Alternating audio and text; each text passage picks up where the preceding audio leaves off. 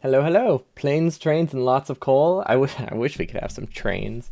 Or sorry, planes. I guess technically we have trains. They're just not very, they're just not very good. Okay, so last time I believe we finished up the left, right, and center outpost. So we do have an actually good estimate of how much we need on each train, which is fantastic. I am realizing that I probably should have written the numbers down.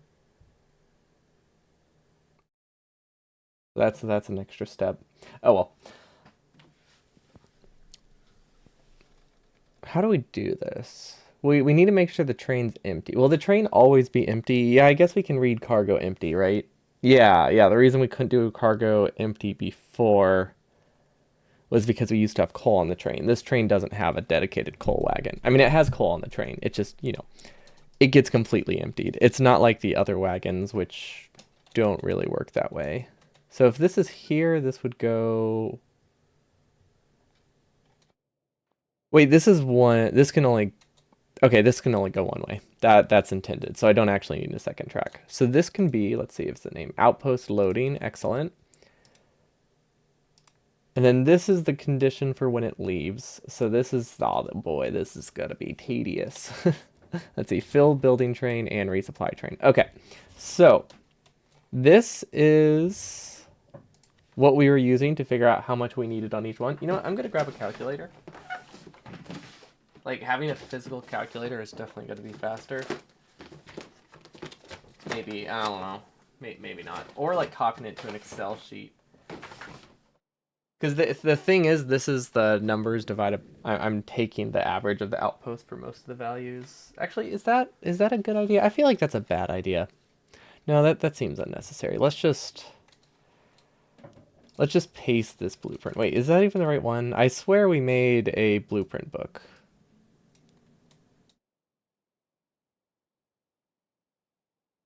We definitely made a blueprint book. Did we not save? Oh, maybe important. No, that would be silly. I do have what? Is there something I can use in Factorio that would do this for me? Because that would definitely be nice. I don't think. Huh, I don't think that worked. Yeah, that's weird. Maybe they realized like an executable file couldn't be a link. I don't know. But that is bizarre. I don't hear. Oh, I didn't. That's why there's no sound. Yeah, the thing is, the Windows calculator tabbing out to it constantly is slower. So like a physical calculator is definitely a lot faster. But I don't actually know where mine is, so it won't be faster. But you know it's even faster than a calculator? Just not having to use one. Like, that's all I have to do. I just have to not use a calculator. I have the blueprints. So we go to final redesign version 2. That doesn't, I don't know, that doesn't feel like the final version. I don't know why. But this just doesn't feel right. Doesn't feel like the final one. I thought we added another number after it. I love my naming system. But yeah, if this has a blueprint book, then this is the correct one. Yeah, the reason I was so yeah, basically the reason that I was doing the average before last stream is because I was trying to figure out how much I should oversend undergrounds and regular undergrounds and stuff like that. But for those, we'll just fill up the entire slot, so I don't actually need to care that much about the average there. So for this one, I can just use this blueprint.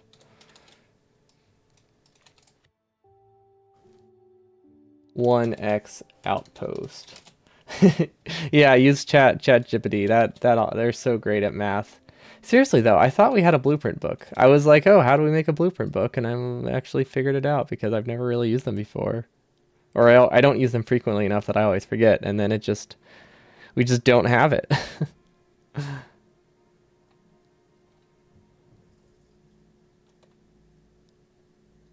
What did I do with it? What could I have possibly done with it?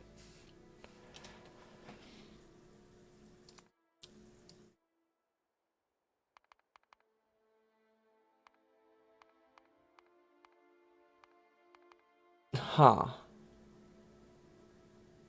Making chat catch your mistakes can work sometimes. Honestly, just IRL, actual chat is definitely going to be more help. Would be better than Chat GPT for doing that.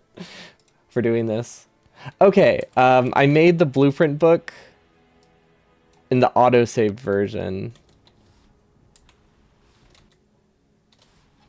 which means this is probably the more up-to-date outpost. Oh gosh, I hope these are the same actually.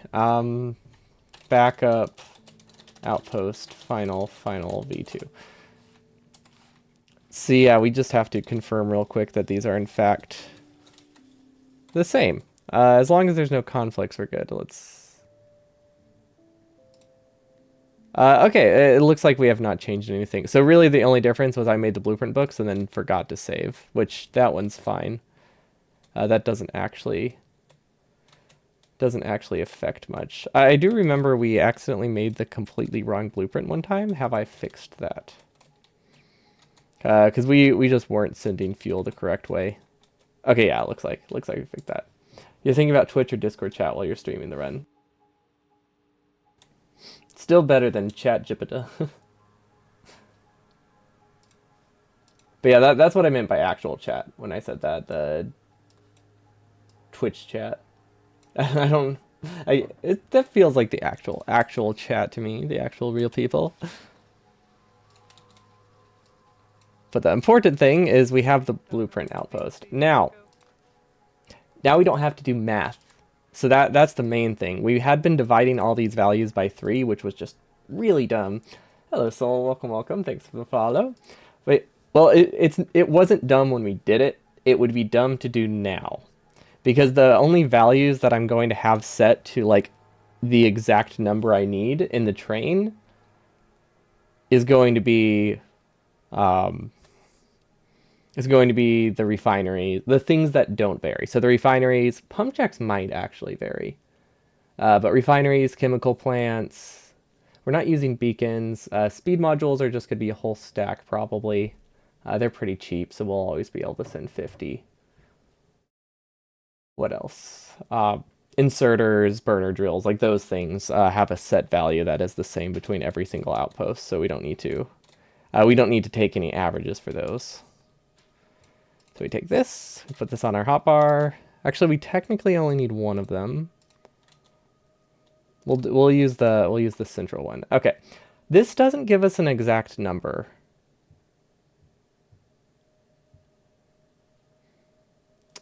That's unfortunate. Does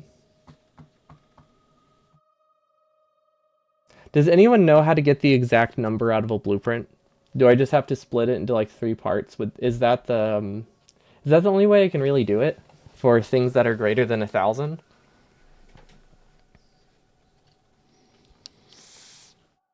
I mean, for now I can start with the things that are the same. So that's 600 drills, 600 pipe. Actually, wait, why does it take 600 pipe? That's actually. Oh wait, no, that's expected. We knew we knew we'd need a lot of pipe. Okay, so add station, outpost loading. Wait, mining outpost filling? Which one's that? Oh, that's this. That's this one. I forgot about that. Okay, and then we also need to save as 1.9. Oh, not 1.9, 1.90. I think those are technically different when versioning stuff. I don't actually know. I guess if you knew how many versions you're gonna have, you could put a 0 between it. But I don't know how Minecraft. I don't know how Factorio sorts things. Okay, so we need item count. Let's start with the easy one. Burner drills. Greater than equal to 600. Actually, yeah, okay, so we can do greater than equal to, that's fine. Because we'll also have separate conditions on the inserters themselves to disable them at each value. This is going to be annoying to do, isn't it? Okay, speed modules greater than equal to 50. It's never gonna be greater than 50. Honestly, how many can fit in a single pump jack? It's only 2 per pump jack, right? So I'm never actually gonna have more than 30. Because if I need more than 15 pump jacks, then I should have put them in better spots. Because realistically, I should need 6 pump jacks each. So yeah, this is actually only, let's do 20. Honestly, that's low enough. What if, should I just take a screenshot or can I just hover? Oh, I can just hover. There we go. 360 furnaces, 288 modules, and that's the only one which module was it? I think these are 288. Yo, what's up, Tice? Hello, hello. I'm realizing now that it's going to be a little bit annoying to fill this, isn't it? Or yeah, this is a lot more tedious than I thought it would be. Then we have to do this exact same thing, I'm guessing, for all the inserters. Which ones do you think I should round up for? I mean, I guess realistically, I will be over-sending something, so it's not a huge deal. Yeah, you mess with Factorio a lot. Is there any way to get a more accurate value for the things like inserters, underground, anything greater than 1,000? Or do I just have to split the blueprint into parts? Because if there's a better way, that would be awesome. Like maybe maybe like one of the blueprint sharers online. If they could give me an exact count, that would be nice. Because right now this is a bit annoying. Item count splitter greater than equal to. We have 4 stacks. Have you ever noticed red belts have 10 more health than yellow belts? Oh, is that must be how they make up for the lack of fire resistance. But yeah, currently my plan will just be to split it into 3 parts, but that will get annoying since I have to do it like multiple times. But it's not terrible. But in case I have to do this again, I'm hoping there's like a more elegant solution. See, greater than equal to 144. What else do we got? I'm trying to think of the things that are set numbers. Pipe undergrounds might actually be a set number. We can probably set that at 304. Or sorry, 103. Literally none of those numbers were right. I guess the 3 was right. That counts for something. It also just depends how I connect the outpost. Honestly, I probably shouldn't just do a straight row of pipe, so I'll probably send more than that. So let's actually do 150.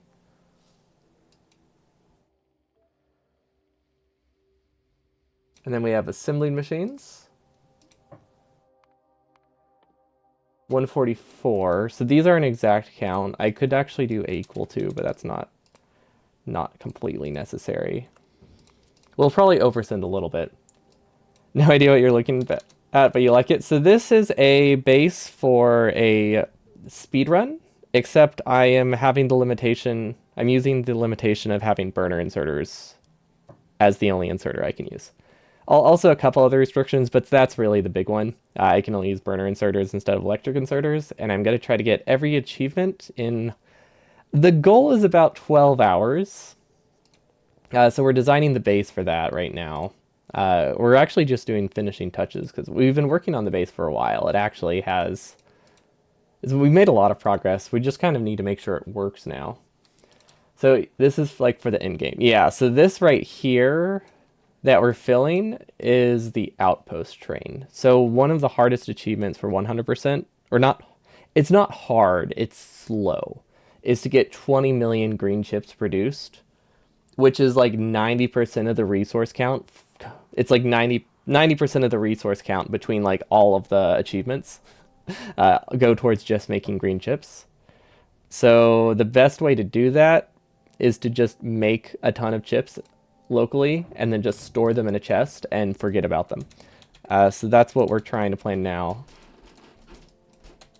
which is why it's tedious. We're setting up the trains that automatically get sent to the outpost whenever it's ready to be built.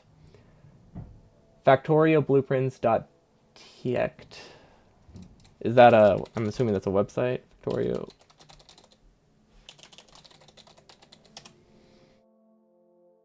Or is that like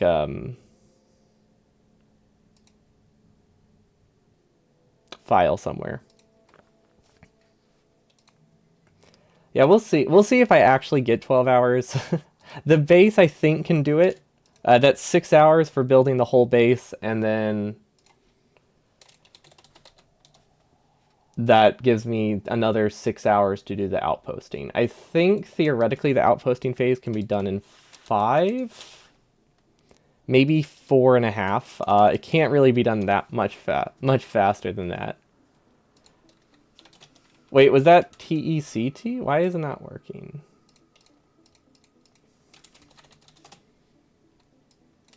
Oh, tech. That's what it is. Okay. So if I copy this,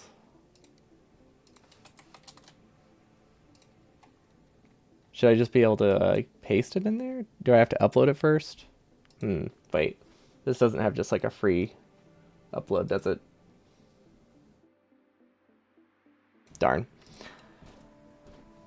Oh, Factorio. Okay, that one I know I can upload stuff for free. Well, by free, I mean not making an account. We'll have this one expire in 1 day, though, because it's just temporary. Oh my gosh, yes, that's so much nicer. Thank you. Okay, there we go. Yeah, it was easier to know how to use it. So that gives us exact counts for... It's really just the inserters that I care about, isn't it? Yeah, because everything else will vary, but the inserters are going to be exactly 25, 28 every time. This is the updated version, right? With 4 chests? Yes.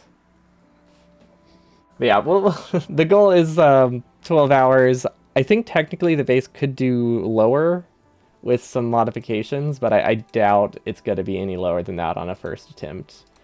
Could also be like 16 hours if just things go terribly.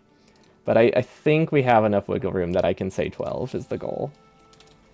Okay, substations are an exact count. What else do we need? Storage chests actually go with us, which is kind of annoying. I don't love that. Splitters should be an exact count, although that means I don't have any option to fix things later. So maybe I should send a few more than that. I don't know. And then let's send... Oof. I'm not sure what to do about the long inserters. There. There are no estimates on when I can do the run because I am currently not in a position to where I can allocate a 12-hour window to do the run until... I'll know more in a couple weeks, but I can't give an exact date. I think I'll definitely finish it, the build by September. I'm just not entirely certain if I'll be able to run it in September. But the build is definitely pretty close. See, item count, radars, greater than equal to 4. I guess we only need 4. We could bring a little bit more. Wait, the Factorio bin shows curved rails on there. That's fun. Do these show curved rails? No. I wonder why it does that. Why does it do it that way? Like, I know curved rails are a thing, but it's not a thing that's relevant to the player in terms of, like, entity count. Well, in terms of entity count, it is. In terms of rails used, though, it's not particularly helpful.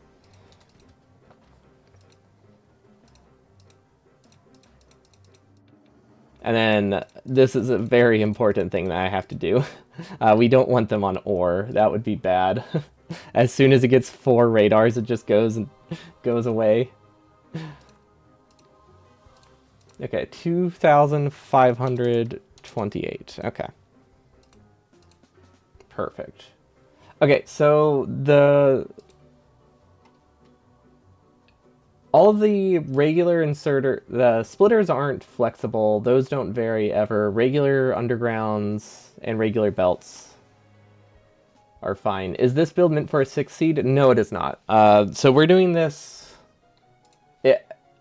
within all the rules of like the official like 100% category. We're just limiting ourselves farther than that. So let's see, where's the category rules?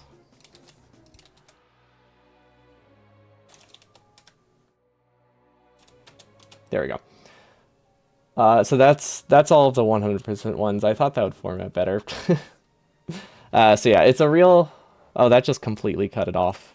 You know what? You know what's easier than that? I can post links. There we go. That's way easier. Actually, I'm pretty sure that link's whitelisted anyway, so anyone can post those. But yeah, those are all the rules for anyone who's not familiar with 100% runs. Basically, I can turn all the resources really high, and I can use preset blueprints, but I do have to randomly generate the map that run, and that is included in the time. Although I don't really care that much about the 1 to 2 minutes I'll spend looking at the map, I don't think that's going to affect my time that much compared to the 12-hour window of the actual run. So the nice thing about it not being a competitive category is I don't have to stress about the small things like that. Is there a limit to how many conditions you can have on one of these? Because I'm looking at this, and I feel like you can make this really long and just require an absurd amount of conditions, which I guess isn't necessarily a bad thing. It just seems silly to me that you can just keep going down. I mean, I guess it would run into a limit, right? Every type of item would... oh, except you could have ore conditions with the same type of item. So yeah, theoretically, I think you could just keep it going. I just realized I exited out of... Oh wait, no I didn't. No I didn't. Okay, I feel like I missed some things. I don't see 360 in here. It looks like we missed the furnaces, so that should be fine. Now there's a couple things I can do here. I'm not entirely sure how much wiggle room I should have for the undergrounds. I'm thinking of adding 200 to 300 extra for the undergrounds and the regular undergrounds, and then 50 extra for regular belt and red belt. I think that seems reasonable to me. I'm putting the flexible ones at the bottom, so everything else is just kind of in the order that I saw them, but the ones that vary are just going to be grouped together at the bottom, so that way I can change them if I need it. I guess we should be sending through big electric poles, because we do technically need a few of them. I don't know why I have 12 of them in the blueprint, actually. Because I feel like we don't need that many. We'll put those here, because they're somewhat flexible. And then, realistically, I should sort these by item count, just so it's easier to find them later, when I'm comparing them to the blueprint. Because for some reason I got off... Actually, this one varies. For some reason, I got off the blueprint at some point and just started doing things in a random order. I think it was just the order that I thought of things, because I do have a decent chunk of this outpost is memorized. Like, I shouldn't have a lot of these numbers in my head, but for some reason I do. Oh, and then roboports. Roboports are tricky, because technically they are a set count per outpost. However, I bring a lot of them with me. But I'm thinking we plan for 10, because 10 should be the whole... So 11, the 11 here includes one roboport, or 2 roboports that are guaranteed hand-built. So that means the outpost itself has 9 guaranteed roboports, 7 for the bottom half where the actual green chips assemblers are, and then 1 for each drill, and then there will be connecting ones, which will range between 1 to 10, I think, on average, for connecting the two copper outposts, and then for connecting the pump jack. I am kind of wishing now that I had gone for like a larger copper patch or something, so I didn't have to connect 2 outposts. But I don't even know how effective that would be with burners, because it's just so hard to saturate a patch. It's like this probably is pretty close to the limit of a patch anyway. Because I think if you really tried and you made a circle, you can get like 360 drills, and you can get like 1 extra belt of iron, basically, if I were to make a circle and a compressor. But that seemed like a lot more work for actual designing the outpost. But it also means I have to build more outposts and connect more patches. So I don't know. I don't know how that will balance out, but we'll see. But I think that's all. Oh wait, I still haven't done regular pipe. Item count. Oh, that's an ore somehow. And then regular pipe. So this one is tricky. It's going to be at least 600. Realistically, we'll need 700 per outpost. You know what? Pipe is dirt cheap. That is 100 iron. If I oversend that, the world does not end. And then I said, realistically, I'm not going to need more than 50 extra. I think I'm going to do 100. because they are really cheap. So if we do 100 extra for both of these, that's good. Because the only thing these will vary on is it uses a few regular belt every time I make a turn. It doesn't use any for like the actual distance I'm covering. So worst case scenario, I use 10 belt per turn. So if each half uses 3 turns somehow because it's just in a terrible spot and I somehow managed to make 3 turns, that's about 70, 60 to 60. So yeah, let's do it. Let's do 100. Splitters have 20 health compared to the transport belt. You know where it gets that? It gets it from the fact that it doesn't have gears in it. So it's not as weak. It's not as easy to destroy. Ooh, wait. Am I 232? How much do I have allocated? Oh, I have plenty allocated. Okay. Oh, that's why. I need the 2 stacks because it's barely above 100. Yeah, that makes sense. It's honestly, I probably could get 1 stack to work, but it's not that critical. Okay, and then underground. This one's I need 1608 for this test example that I have, but this is a very ideal situation. So I really think we should add a lot more than that. Let's see, what do I have here? Okay, so this one I have 18 stacks plus 3, so that's 21 stacks. Times 2, so that's 42 times 50. I can fit up to 2100 on the train. So I have enough space in the train to send 500 extra undergrounds. I don't think I need 500 extra. Maybe we do 300 extra? 300, 400 extra?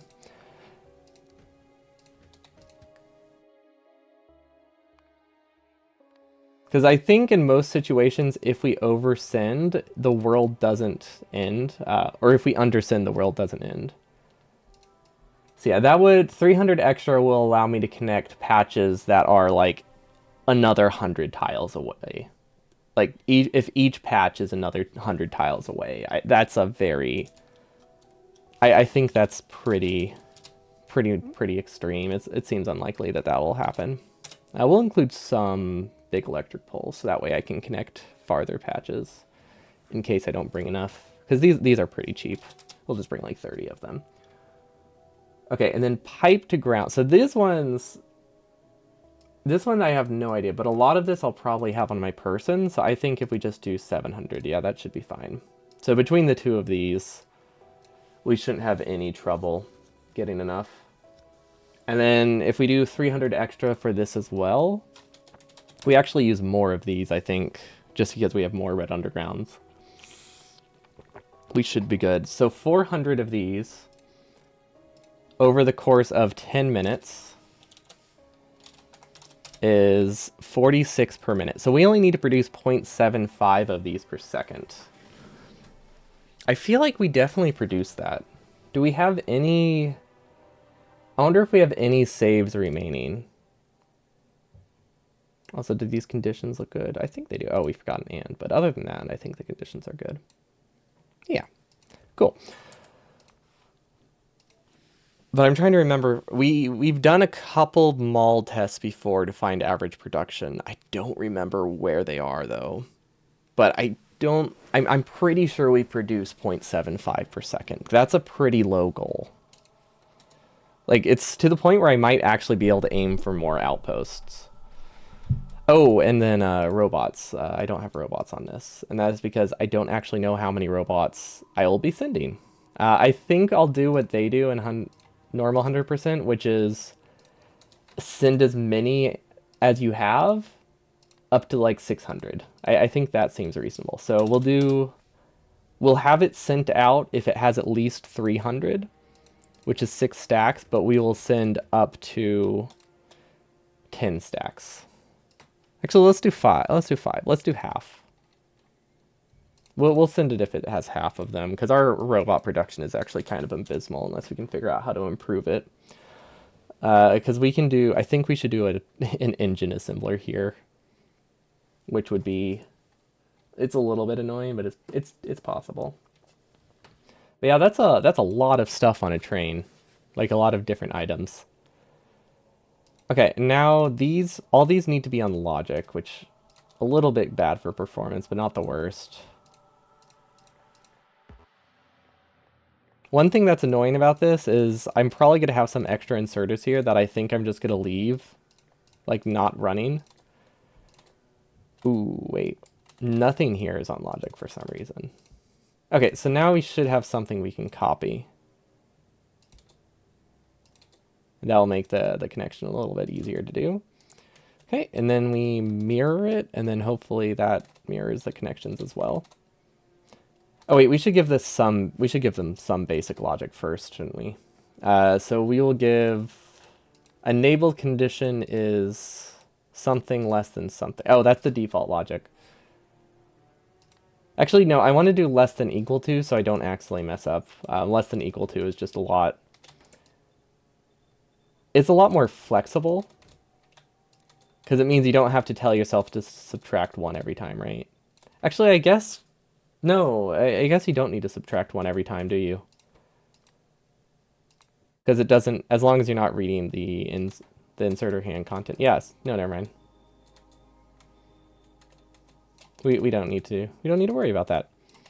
But yeah, because all of these are connected, if I end up deleting any inserters, it'll break the connection to the train station, but honestly, that's not a huge problem if it does end up happening. Okay, and then we should be able to reach the train station. We might need a power pole. Oh yeah, we still need to connect power poles. Also, can this connect? Because that would be awesome. No. Maybe here? Yeah, that works. We can always move that part. That's not the important one. So now we basically just have to take all these values again and copy them to the individual inserters. Is there a better way? I don't think there's a better way. No, the only ones that will have different logic, I think for yellow undergrounds and like red belt, we'll probably give the inserters being disabled a little bit more headroom or a little bit more wiggle room. But everything else I think can be exact. I have to be pretty sure that I have the correct values before I do this. I guess it's not that hard to change these. We just have to make sure we go with the correct inserters, which this one I don't think needs any condition at all, actually, because this one is just moving. This one's literally just moving solid fuel, which it cannot overfill. We actually want it to do everything. So this one, not set to logic. All of these fuel inserters should not have logic on them, because they're just set to fill the entire stack. Now, I could probably reduce it a little bit, but I don't gain much from it.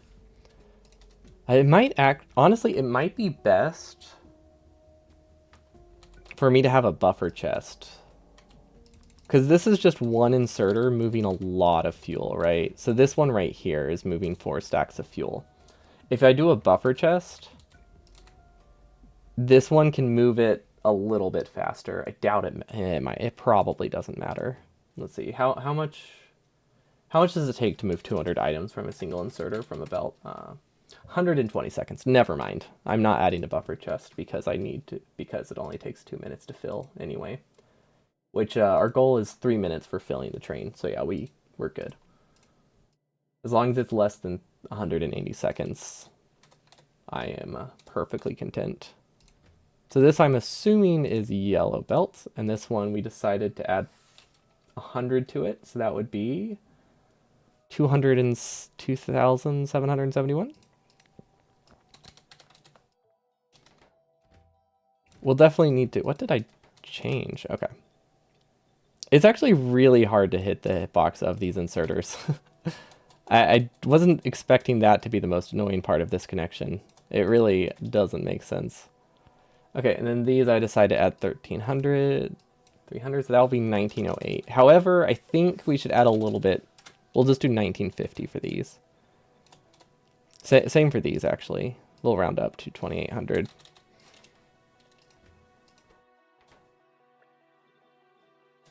Because those are things that won't really affect the cost that much, but if I just have a mistake in the blueprint, it's very easy to break. I mean, a lot of things can break from a mistake in the blueprint, but this one would be is one of the more annoying ones to have to work around.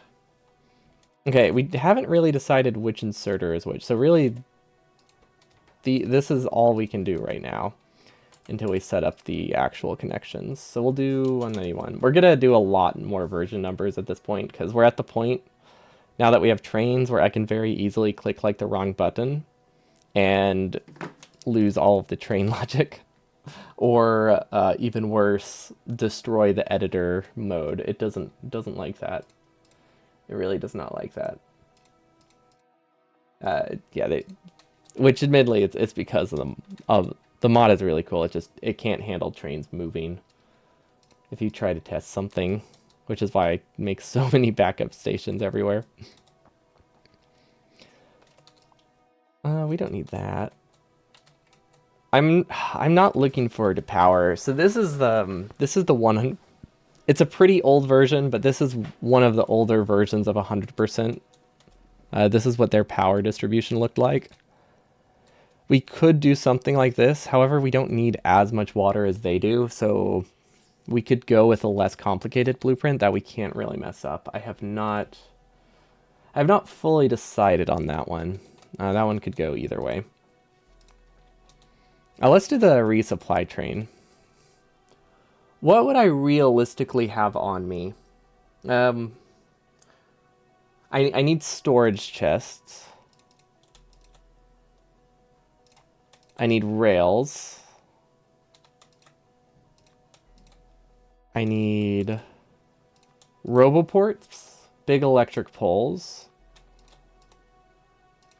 I need an initial batch of inserters. I'm realizing now we're actually sending more inserters than we need. Using a tried and true design for water is also appealing. That is true. We do know it works. The main issue I have with water, this specific blueprint is after they stage the water in a way that matters. I believe this is the blueprint where water has to be staged perfectly. And if you don't stage it perfectly, it doesn't work. Or it loses like 1/3 of its production. So it's really just a matter of, do I think I can adapt staging I don't understand to my blueprints? Or maybe Warger might have there might be like an older like Warger design or something that has enough water that isn't as inflexible, that's more flexible. Not sure. I haven't looked at the much older blueprints, but I imagine since he had like the generic 100% guide, I'm assuming that they're probably more flexible and harder to mess up.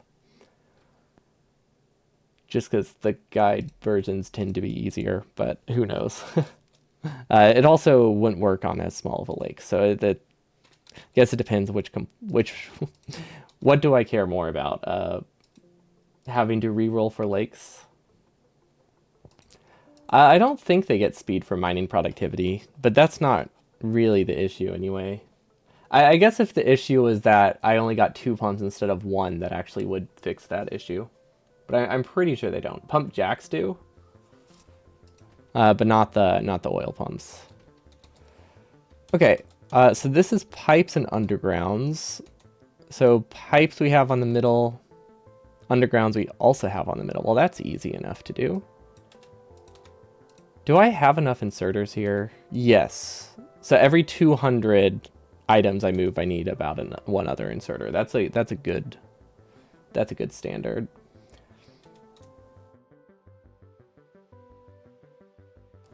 Well, I think it's a good standard. So we need to get coal onto this. So maybe we move this down a little bit, so that way we have more space. And when I say we need coal on this, I mean it actually has to be coal. It can't be anything other than that, which just feels weird. But coal is actually just better in this instance because it lets us use safer logic, which solid fuel does not have as an option.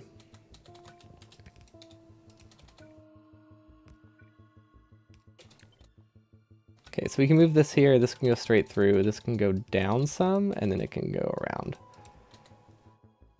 Pump jacks do get tiny amount of privity. Pumps and offshore pumps do not. I wasn't even thinking of these pumps. That would be fun if those did. Yeah, pump jacks with high mining productivity is very nice.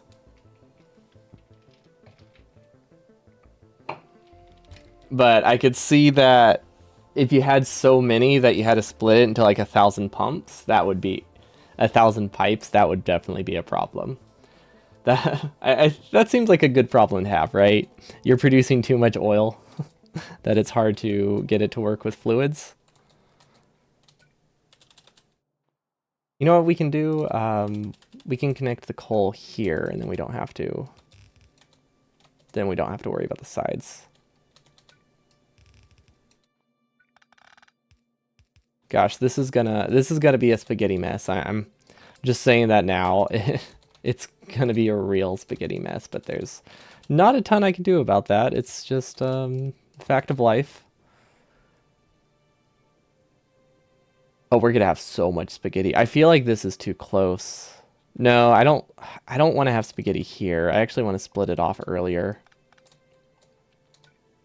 Then again, I guess it's a spaghetti mess is the whole run in a nutshell, so it's not any different than everything else. It was basically impossible to have pipes in the system. It was either a pump or a tank. Yeah, I guess if you really want to have the fluids, I think whenever I run into that situation, I just accept that it's not going to run full speed. I just tell myself it's okay if it doesn't produce for a bit.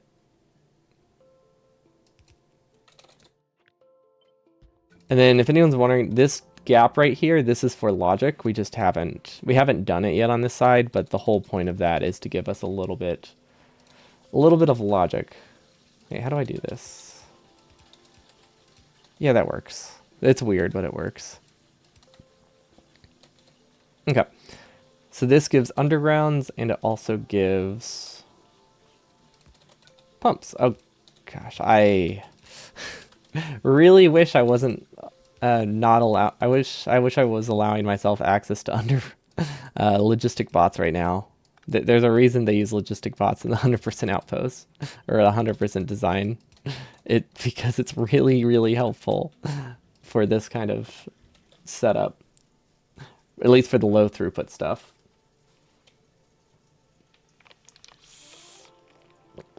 It was so much mining productivity that using a burner drill using nuclear fuel directly into a machine was a real consideration. That is quite a lot. Okay, so this one's pipes, this one's undergrounds. Got it. So pipes we have less than 700. I want to say we had 700 pipes that are being shipped out. The pipes are cheap, so I'm actually going to do 750. No, 150. That would break the logic. Right, I'm not using a calculator. I'm using a numpad, which has a different order of keys. Darn muscle memory for the wrong thing. Okay, and then we did 300 and... I believe the number was 360 undergrounds. Because we added 300 to... Sorry, it would be 460.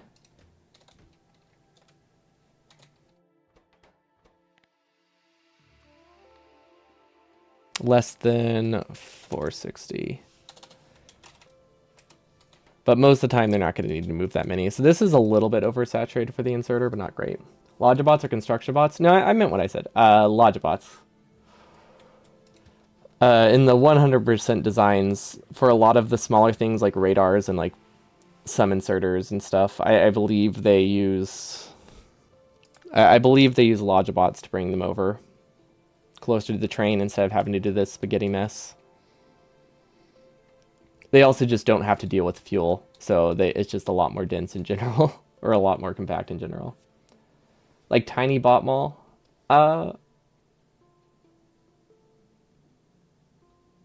maybe I'm literally just talking about moving like radars from this side of the base to this side of the base, like not producing any, literally just moving stuff from here to here. Because it's the easiest way to get stuff to the outpost. and like top stuff off that was like produced earlier, but not necessarily produced over here. Pretty sure it's strictly just for delivery. I'm only allowing myself to use Logibots to deliver stuff to my player. But I don't. I'm not letting myself use them to deliver to chests because I'm just looking for that achievement, really. You believe it at mining level 180. Oh, is this in your was this in your server cluster?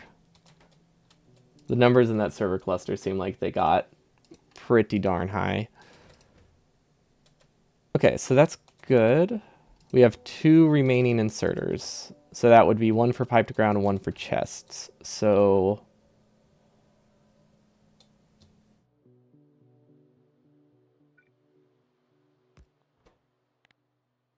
how do I mark this? I could use a combinator to mark it. You can only really mark one side of it. Let's use a constant combinator because we don't really use them. There we go.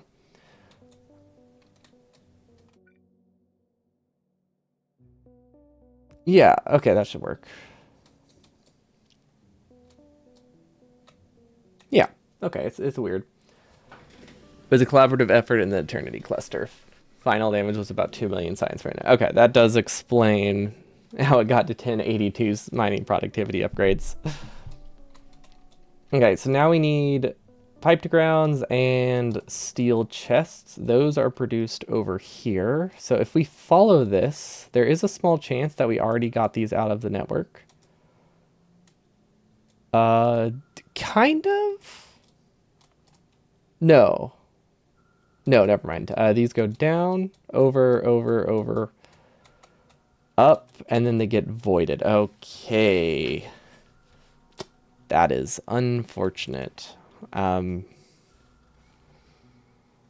don't think... How do I do this?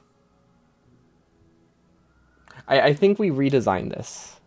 It doesn't really make sense to send undergrounds to the right and then back to the left when they're not used in any recipe. So if we do this, that caps that early. And then...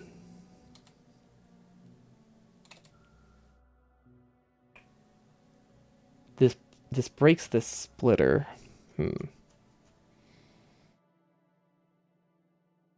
What if we split it off here?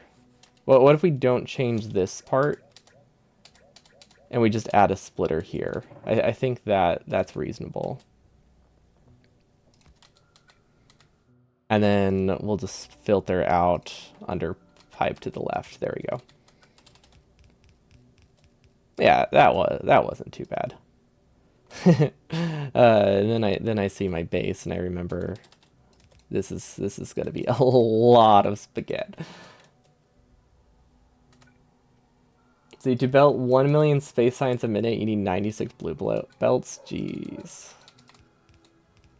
Were all these servers running greater than 60 science per minute?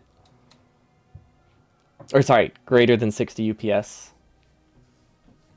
Since it was split up so many times, or did it also just still struggle with performance?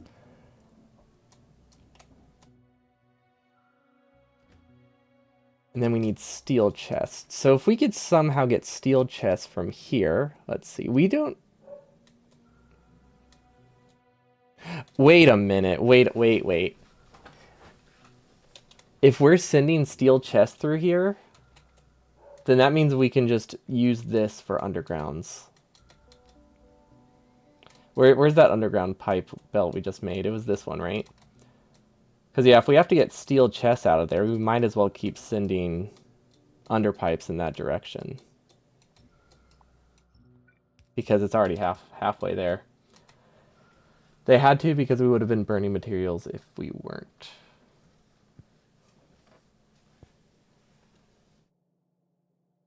Wait, what was that for? Oh, if it wasn't running at above 60 UPS. It would have just wasted stuff. That tracks. What side of the belt does this put stuff on, actually? I am never good at that. I I want to say it's going to put it on this top half, but I'm not confident enough. We get steel chest. How do we do this spaghetti? No, we feed it, and then we realize that we disabled this layer, and that's why nothing's running. Okay, perfect. So yeah, this should be filtering out under pipe, which means this will filter, or sorry, this filters out under pipe, so this should filter out regular pipe. Or, even better, let's just use an actual filter so I don't look at it later and think, what the heck was I doing? We have to use a splitter anyway, we might as well filter. We were literally just wasting on underground here. 4 terabytes of RAM across all the servers. Dang, I wish I had that. Then I could play Minecraft mod packs. Okay, they don't need that much RAM. Maybe. I don't know. I feel like there are some that might approach that. Okay. We don't need this here. Why do I have this here? Oh, sorry. This is a build. This is for building. We do actually need that there.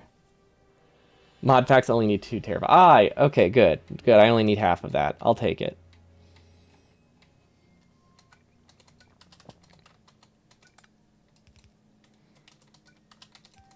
Honestly, I've played a little bit of Stone Block. I think I was talking about this yesterday. But boy, they did not try to make that game. They did. Apparently, they have like nothing in there to try to make the game run well. The mod pack run well. They just kind of threw a bunch of stuff together. It's so laggy. So we need a splitter that filters out steel. Where's coal? This has coal on it, right? Yeah. So let's do the splitter here then. That makes the most sense.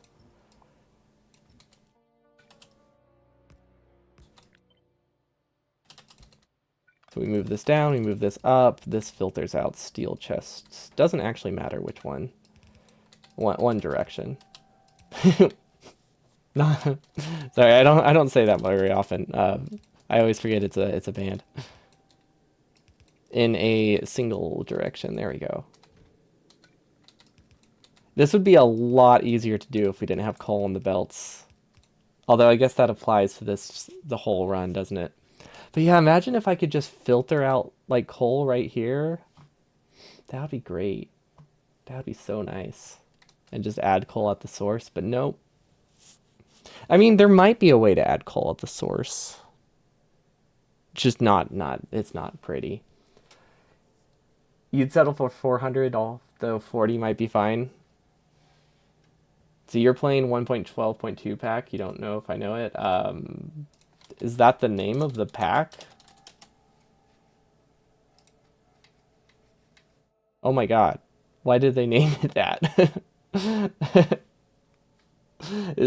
I guess, I mean, it does emphasize that it's for 1.12, which a lot of people do like. So I guess that does make sense. That's a fun name. Whoa, that is yeah, that's a pretty decent count. Is it a Technic pack? Huh. I tried playing one of the Tekkit packs recently. I was looking it up. Perfectly complex.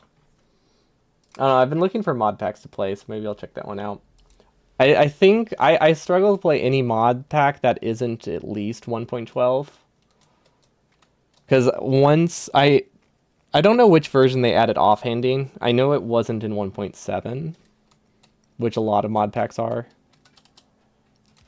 But I struggled to play anything that's pre offhanding because it just makes building so nice. Okay, I don't know what we just connected, but it's connected now. That's what matters. Oh, that one's the ocean update.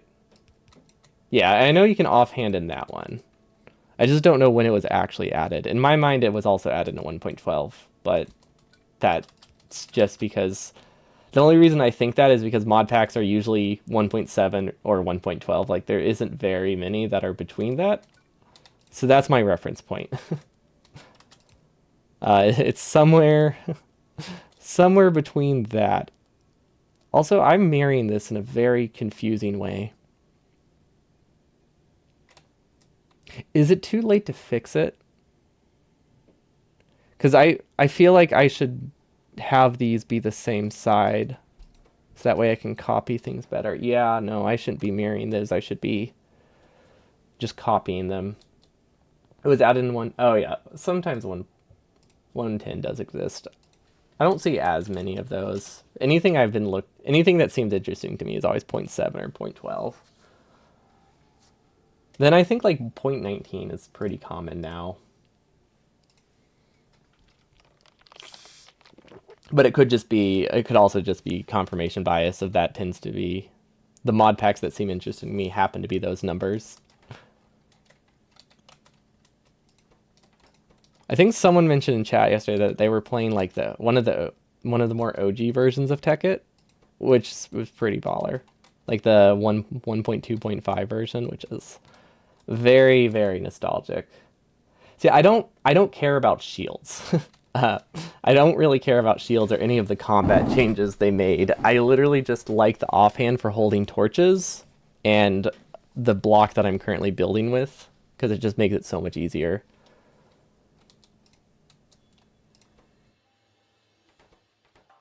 How do I mirror this? Well, this one, let's use this one as the main one, and then we'll send this one over. So this goes here, and then this one would also go.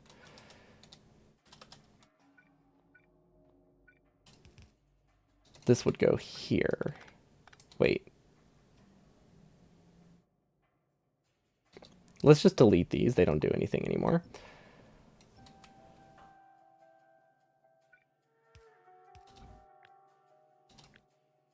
Yeah, I'm realizing maintenance with the way that I set it up, maintenance would be awful. So this should make it a lot better. Yeah, that seems reasonable. And then we need this belt, which should be this one was the steel chest, so we can delete that. We don't need it anymore. Wait, so this one goes to the outer side, so this one is equivalent to this one. There we go. Yeah, look at that. Look at that spaghetti. Where could we possibly go wrong with this? Okay. Now we can just copy and paste between the two, which is so much nicer. But yeah, I think I used a shield for the first time like 2 days ago, when I played a little bit of Stone Block, and I realized I could just face tank creepers if I just hold a shield out, especially since one of the mods in Stone Block adds like a stupidly powerful shield. Okay. So let's see. This needs to split and send one up. And then also go straight. I really hope that these connect correctly the first time. Because I do not want to have to fix this. One can dream. One can definitely dream. But yeah, this will be super annoying to troubleshoot if I decide I need a different item here.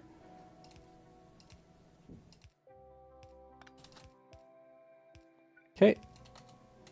So that should be the same connection. It is definitely easier to troubleshoot now that I'm actually keeping the directions the same, so that counts for something. I am worried that things are going to be rotated the wrong way. I am kind of wishing we were briefly considering doing 2 trains that are each half as full. The issue with that in 2 trains that feed half as fast, but we would have needed 3 or 4 total trains. They would have needed to be longer, so that's why we scrapped that idea. It would have made it would have made what we're doing right now a lot easier, but it would have made everything else a lot harder. So I don't think it would have been worth it. But it means I wouldn't have had to do any form of splitting of these belts, other than splitting them between 2 halves. Because with that kind of setup, the inserters could do 2 things at once for a couple of the resources. And I would never have to put fuel in the belts. but it still would have been absolutely painful. Hello, Arters. Welcome, welcome. Just don't look too closely at the spaghetti right now, and then everything's good. Honestly, not as bad as I thought it would be. That's the best kind of praise we can give it, right? Okay, I don't remember which side is which. I think left was steel chests, right was underpipe. Cool. Left steel chests, less than 144. Right is underpipe, less than 150. Perfect. And now, because we made it symmetrical, we can actually copy them and not have to mirror it in our head, which was incredibly confusing. There we go. Not terrible. 10 out of 10. Exactly. That's how I would. That's how I would review a movie. I shouldn't be a movie reviewer. I mean, I would give. Isn't Iron Chest on the splitter? No, we're good. Thanks for checking though, because they look so similar, and they're right next to each other. It would have been an easy mistake to make. Okay, so I don't think this one isn't going to be nearly as complex. However, we're putting 300 into each, so I think we should do 3. Actually, how many inserters do we have? Wait, did we overload this? Hold on. We have 1, 2, 3, 4, 5, and we have 6 inserters. Okay, so we can't actually double up on burner inserters like I wanted to. That's unfortunate. Is there anything I can do to fix that, actually? Because that's actually a little bit unfortunate. 300 divided by 1.6. Oh, actually, no, never mind. Sorry, I saw 6 stacks, and I thought like the item count was really high, but it's still each inserter only has to move 150, which is well within spec. Because I remember this one needed like 2 inserters, so I was like, oh, well then if this has 6 stacks, it should be 3, but the stacks are smaller. Okay, burner drills. I don't know where we're producing those. I don't think we're producing them anywhere, actually. We're producing. I don't think we're producing them anywhere up here, so we need to find where they're shipped from the main base, which is... Okay, they're shipped up here. I am not confident about what else is on the line there.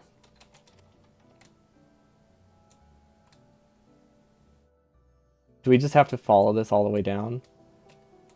We might just have to follow this all the way down. Fortunately, there's stuff on the belt so we can actually see it.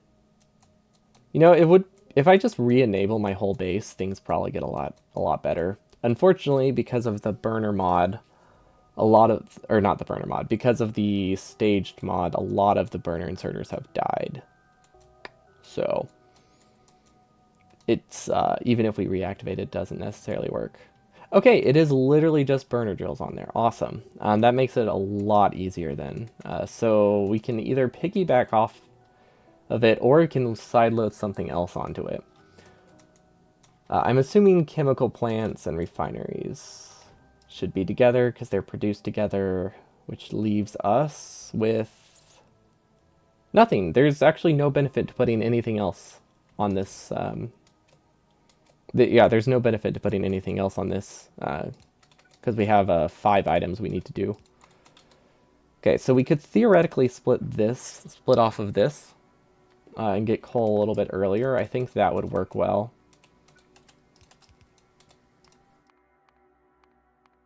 Yeah, actually that works great. And then we'll sideload here because I'm not entirely sure about the side balancing. Like this one is actually becomes side balanced, but if we sideloaded it here, it would become imbalanced. Well, balancing is the right word. This can take from both sides, whereas this can't, so I needed to shift it down so it can. So this would go up. Okay, so we need to go there. I am very happy that we left a lot of room for spaghetti. Because this is way, way messier than I thought it would be. Ooh, that sucks. That's fine. We can shift it over here. Not a huge deal. Okay.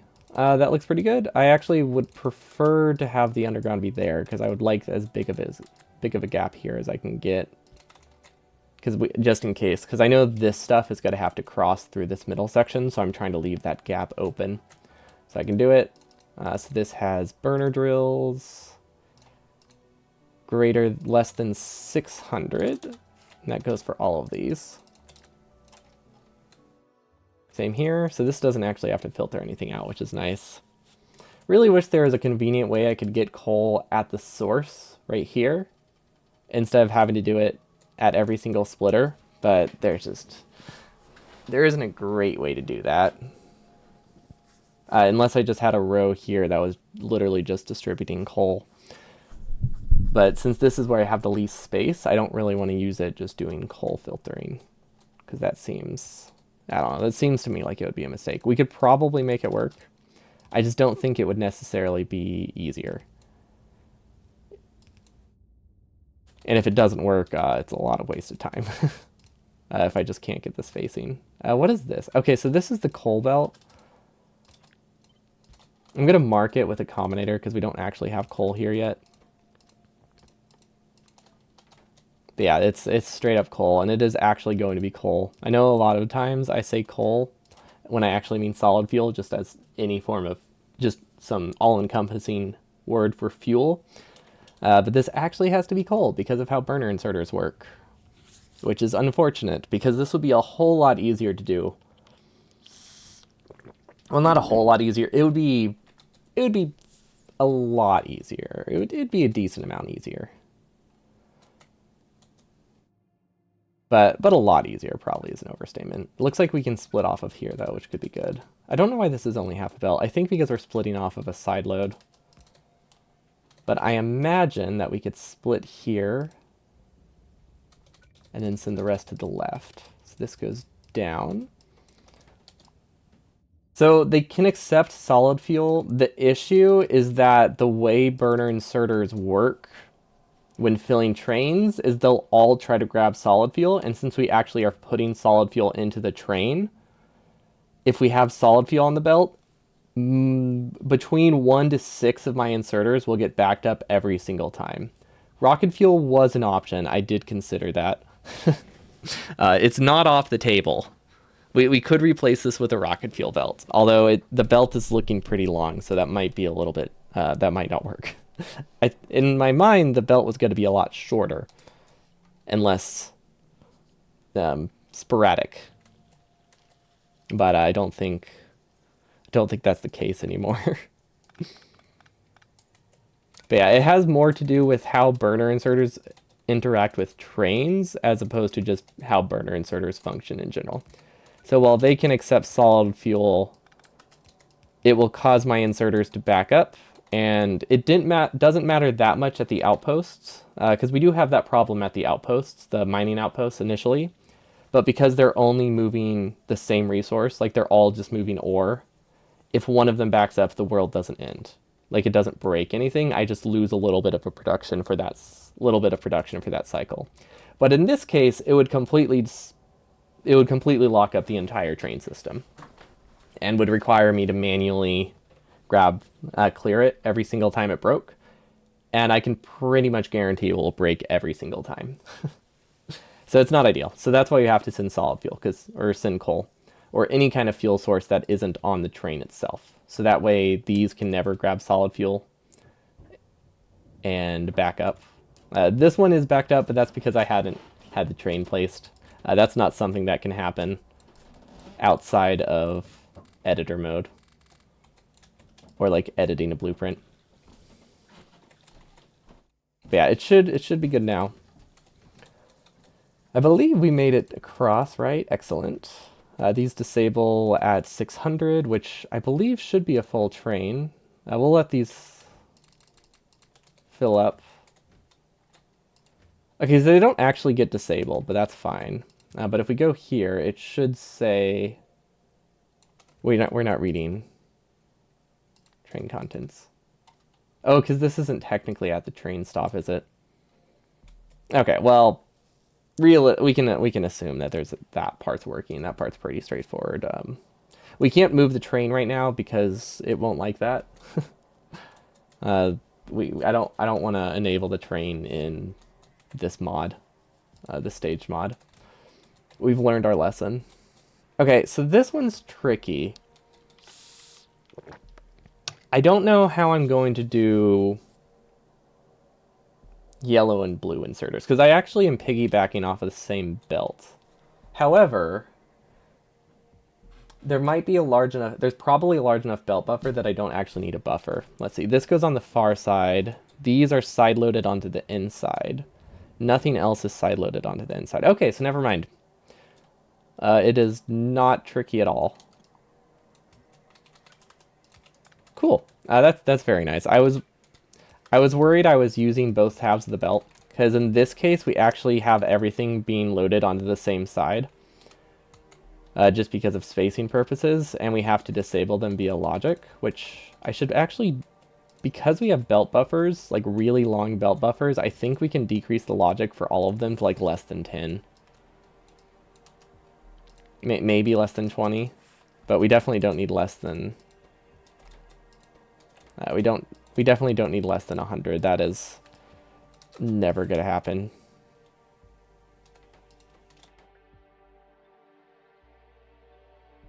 Nuclear cell powered burners, now you're talking.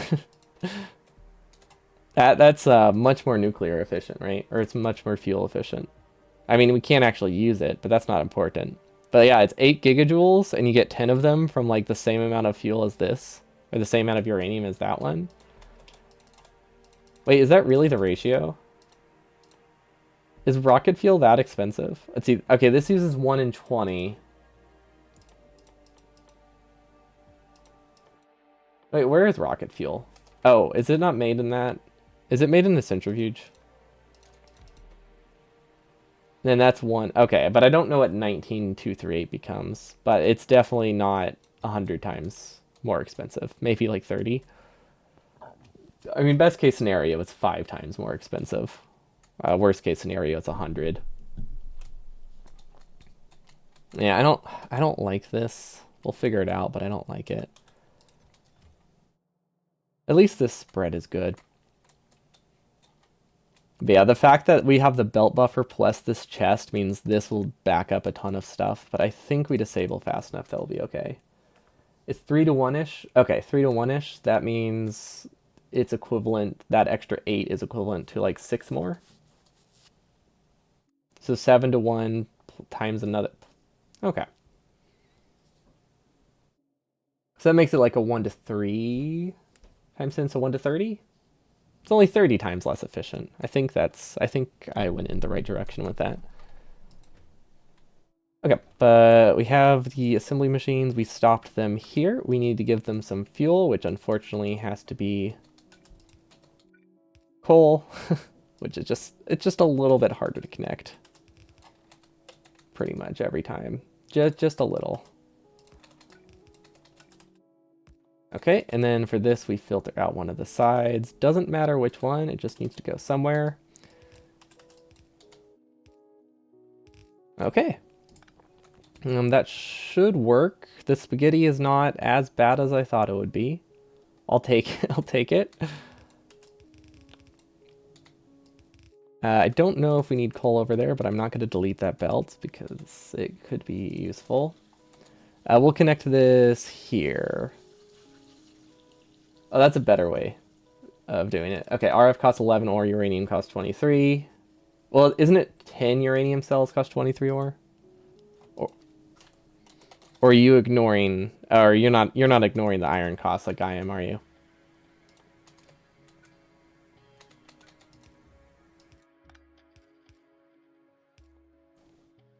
Okay, so left should be yellow assembler. Yellow assembler is less than 72. Okay. Iron cost is pretty significant. Okay, so we can't ignore it. Yeah, I guess if you're looking at like per ore consumed, if it is like 90% of it, I guess you can't ignore it. I always think of the iron as like something that doesn't matter because I'm always uranium limited, but it's probably something to consider. Oops. That wasn't too bad, actually. Okay, and then I said I wanted to move that back so it's easier to feed stuff through later.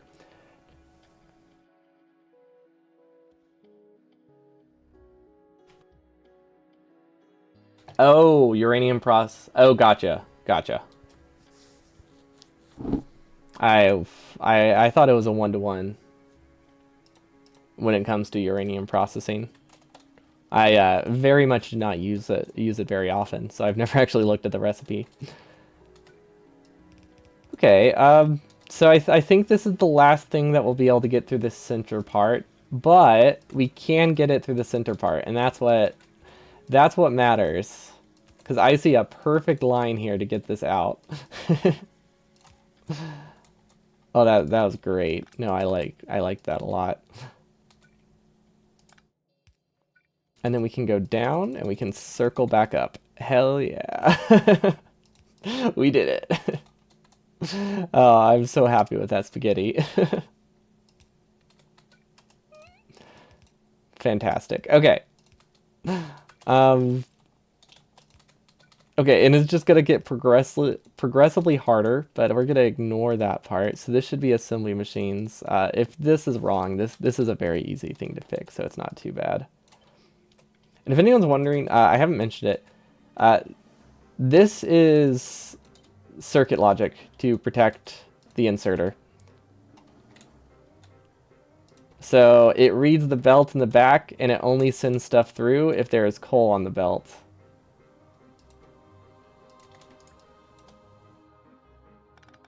Although it would be best to start it fresh because the original logic was a little bit different. But yeah, we basically have this one, and then this first one only gets red.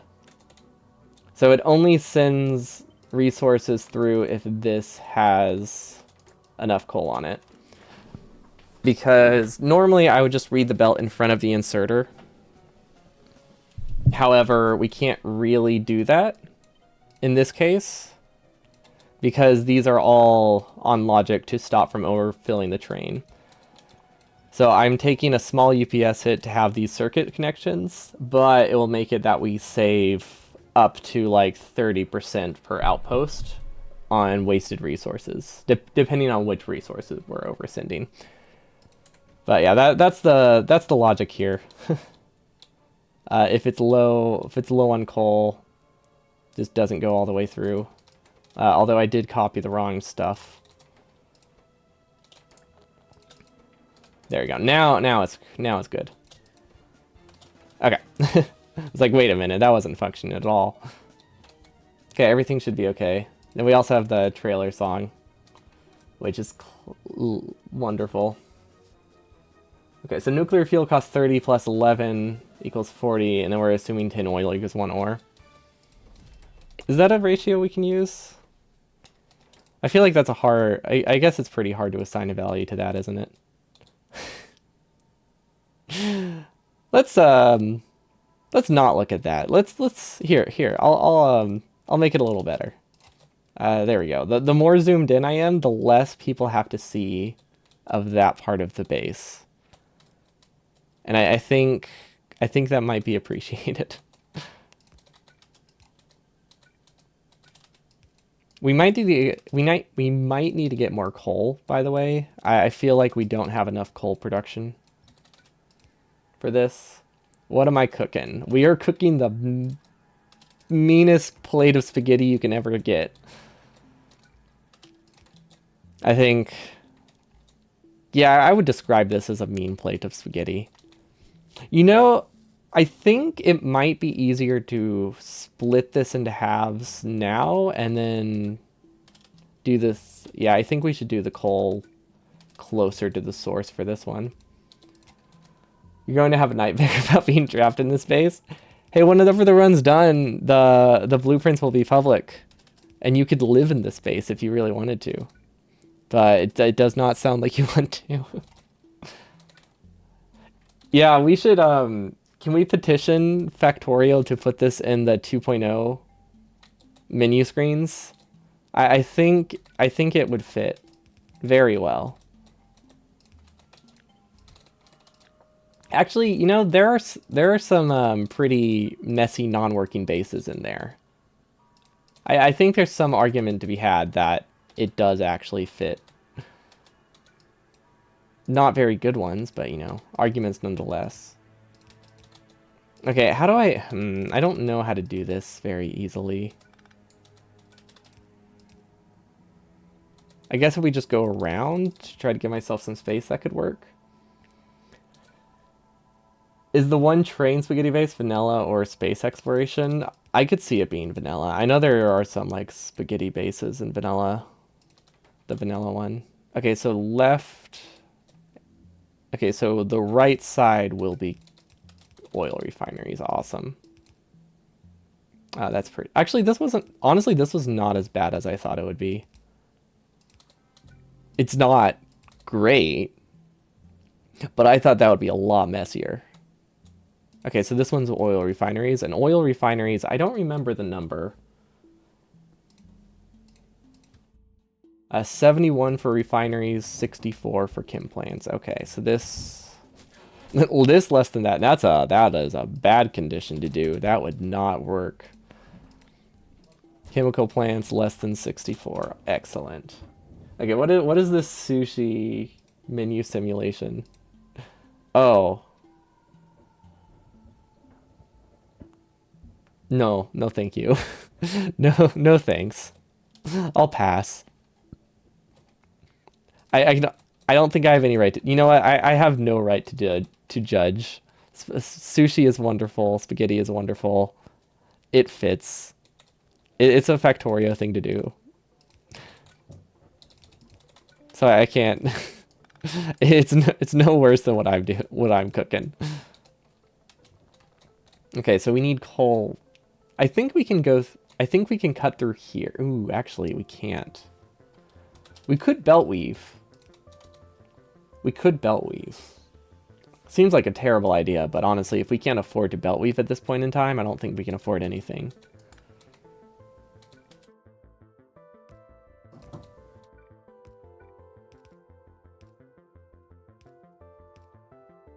Okay, so this side is refineries.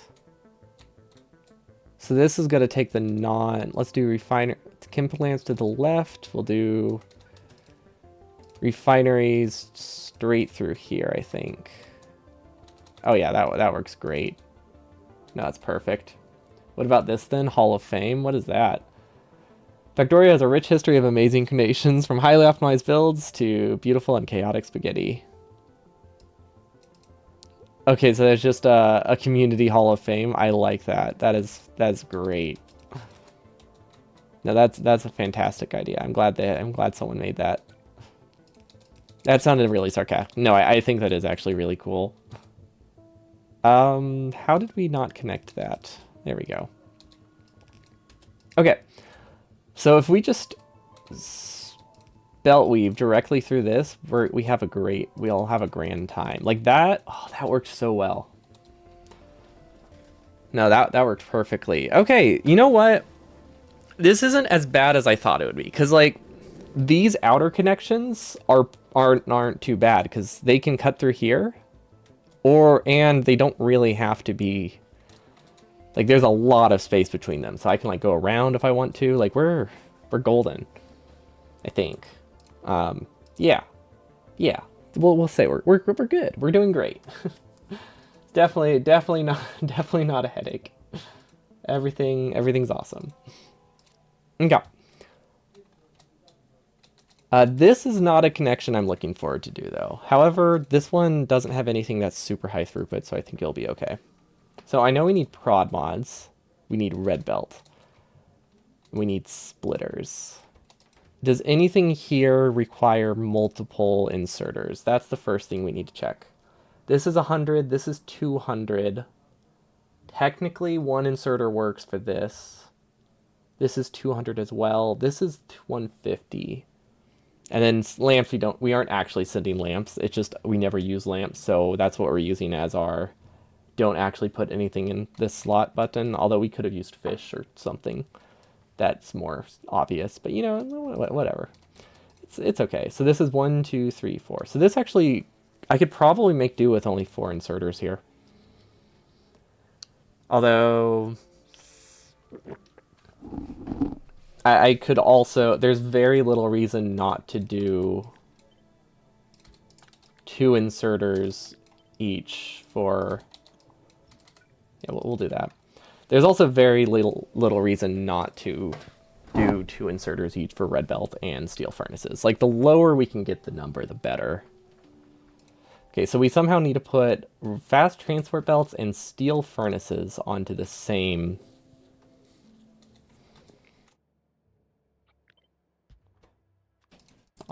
spot. Okay. We can do that, right? Yeah. And then this what we're doing right now is we're trying to mark stuff.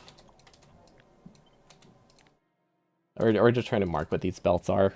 Because it's kind of hard to follow them sometimes. Unsurprisingly. Okay, so we have not connected fast. I'm realizing now we haven't actually connected speed modules. Actually, maybe we have. This might be a speed module connection. It's real hard to tell. Okay, and this is solid fuel. How did solid fuel get onto that belt? I must have carried it down from somewhere else. Okay, so we need to put red belt on this belt, I think. Actually, there's really no reason to combine it, is there? Yeah, combining something into 2 only to split it like 5 minutes later, that literally has no benefit. The reason we were combining things before is because they were actually, combined. Spaghetti is sometimes not great for comprehension, but only sometimes. Yeah, sometimes it's great. Sometimes it never causes problems half the time, right? Okay, so I'm not entirely sure what else is on this belt, so we are going to add a filter here just in case I put something else on it. I don't think I did, because I feel like most of the stuff that we would have on the belt would be connected by now. But it's very easy to fix, so there's really very little reason to leave it. And then if we split off of this, I think it's about time we can finally start using this central portion. Because robots are going to have to come from the top, because there's like 500 of those. The rest of them can come from the bottom. See, I think we can start cutting through. That would be this. Wait, no, we're connecting the outer layer right now. There we go. And we have this one going to the second. I don't know why we went to the second one, but why not? Why not?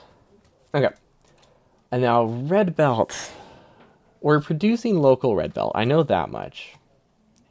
I don't know if we shipped any red belt through the base. If we did, I think we had a belt going through the side. Okay, so this has red underground and red splitters. Let's actually convert that to a combinator.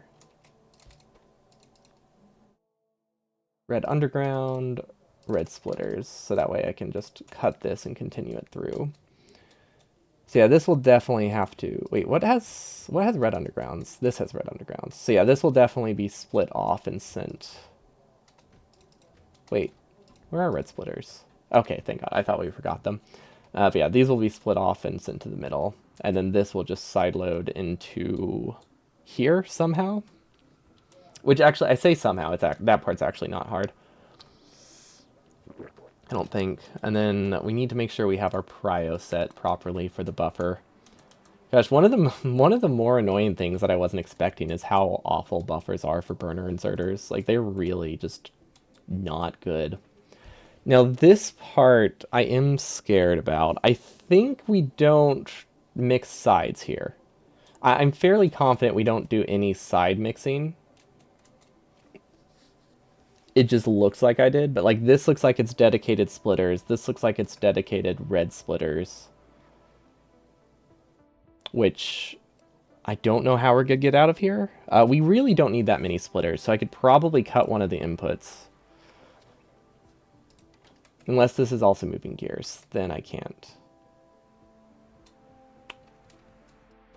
Huh. What is... Is that a gear belt? This might be a gear belt. Because it gets splitters from here. Should be fine. Surprisingly, burner inserters are bad at everything. Yeah. You're right. It's very surprising. Definitely not something I should have known coming in. What's next? Are you gonna tell me that water is wet or something? Because, like, I don't know. That just sounds like a bunch of hocus pocus to me. Bunch of malarkey.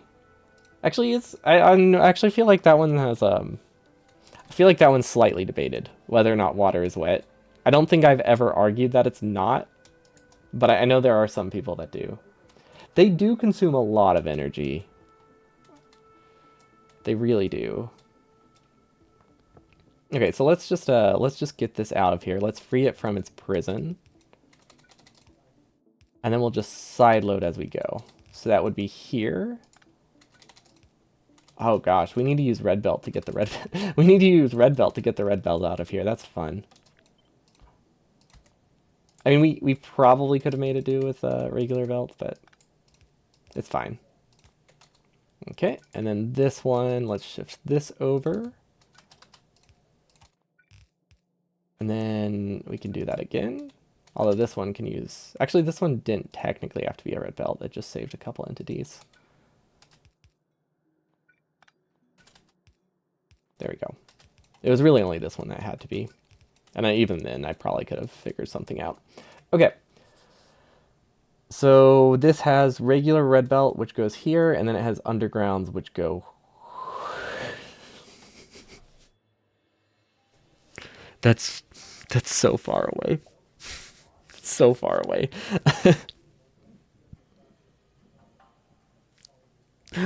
I can do this. I believe. I believe. Okay.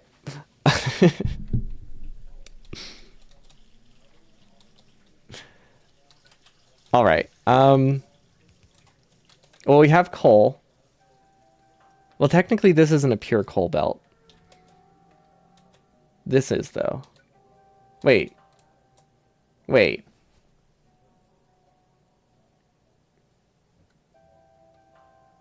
This isn't right. This isn't right. We're sideloading something that isn't coal onto this belt. I thought this was pure coal. It's actually coal and splitters. Okay, so it's not the worst thing, because we can do this. Ideally, I would just try to find a solid coal belt here. I just don't know where that is. Oh, there it is. There it is. Okay. Yeah, there's a way. There's a way.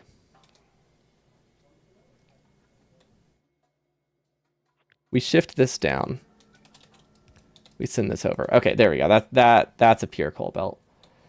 I wonder if I should have been building the pure coal belt out of like blue belt or something, so that way I could always keep track of it. That probably would have been a little bit better. Let's see. The water make things wet argument is one of those annoying word definition discussions that doesn't really matter. Yeah, no, that's probably why I have zero opinions on it. And I've never thought about it. I just realized when I said water is wet, that some people do argue that it's not. But I know that's also like a common expression for like pointing out the obvious, I think. I think that's one of them. It's a lot politer than the no shit Sherlock expression. So that's usually the one I go with, at least. Hopefully I'm using it somewhat correctly. Okay, we'll do red belts to the right. And then we'll somehow get undergrounds out of here. Not entirely sure, but we can do it. I believe. I believe in the power of spaghetti. It's really an unstoppable force. Like, if it could be stopped, then it wouldn't be in every single player's factory. You know, maybe not every player's, most players' factory. Okay, so we need to get this over here. Excellent. Let's stick with no undergrounds for now until we get like a nice stretch of belt we can use. So let's go over and then down. That just makes it a little bit straighter. I think we can do a red underground through here. They're really not that expensive at this point in the run, so I can't afford to use them. If they make things 1,000 times simpler, I really should not avoid them. And then same here, we just use a red underground, we just use a red underground, and then life gets a whole lot nice. Okay.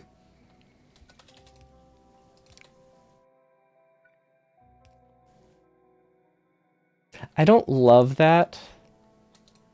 What if we just do this instead? I do try to avoid belt weaving when I can, because it's just another option that it's just a very key spot for errors. I don't actually need coal on this belt, I'm realizing. So we can just do this. Because this gets sent to a buffer system. So yeah, there's no reason to have coal on it. That just wastes coal. Okay, and then I think we're good. We might actually, if we can do a side load here, think we could somehow get pipe over here. So we'll force the side load. I'm pretty sure it's on the correct side of the belt, but I don't really want to push it. So that should have red undergrounds at some point. This stage is still disabled, so it doesn't have them right now. Okay, and then this can just go right through here. Okay, so underpipe, or regular pipe, sorry, not underpipe. I think we should split off of this and send it directly back up. We could also split it here and theoretically get more. But each one of these produces 1.5 per second, right? They're burner inserter limited. Right, so these can move 1.6. Oh, no, technically they're not burner inserter limited. So we need 750 over the course of 3 minutes, which is 180 seconds. So we need 4 per second. So we need to be able to at least have 3 of these sending pipe. So if we do the split here, that works. We could also do the split a little bit later. I think here just looks nicer. Because we can just kind of go straight up. And then I think we do a prio. Because there's more stuff being produced later. It would be weird if one of the things we are limited by is regular pipe. So I'm hoping that we solve the throughput problem that we had at one point. Because there was a moment in time where we weren't really producing enough of it, despite it being one of the cheapest things to mass produce and the easiest because it's only one input. But we are underproducing it very heavily. But I think that we fixed it. And it's one of those things where it's only underproduced until the refineries and chemical plants back up, which is annoyingly a decent length of time. Honestly, I think I want to lower this even more. I want them to be like 5. Because there's so much backed up on the belt. I really just want to make sure that there's only enough inside the chest to trigger these turning off. So like even greater than like 4 would probably work. But I don't want them to turn off every time like an inserter grabs something, which is why I'm doing at least 5. But yeah, that should make it pretty small compared to the belt buffer. There might be another way to do this. I don't really see it. With the way this is organized, it's kind of tricky. We could probably, if we did some kind of side swapper at the end, we could. No, that wouldn't work. There's just not enough space. Yeah, it's okay. We'll figure it out. I guess the advantage. No, these belts are. I was gonna say the advantage of having the logic be higher here for the internal buffer is these belts don't have to be built for them to still buffer things, but honestly, these belts build pretty fast. I don't think planning around that is necessary.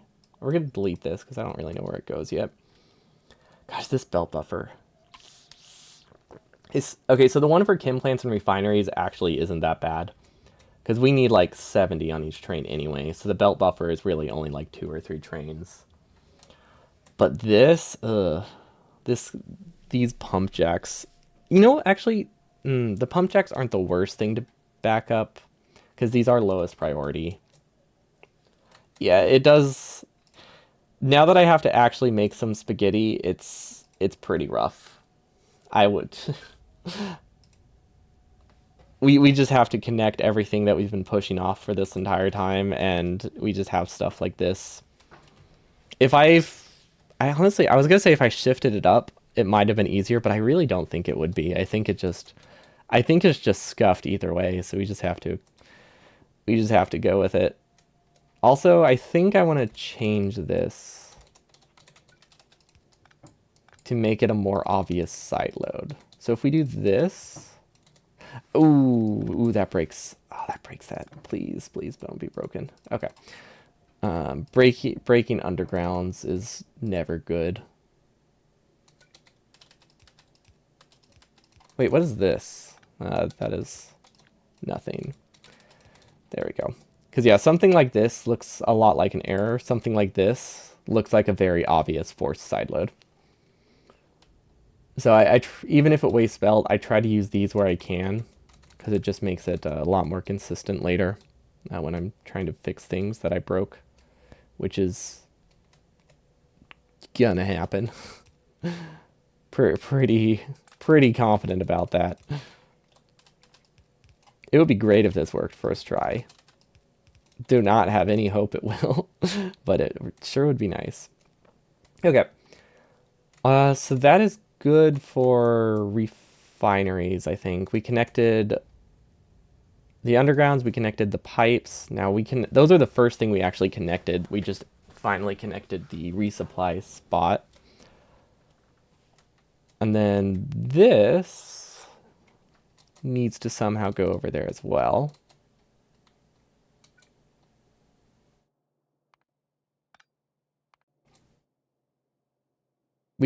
Because this is such a large buffer, I could try to connect it after the buffer, but I don't.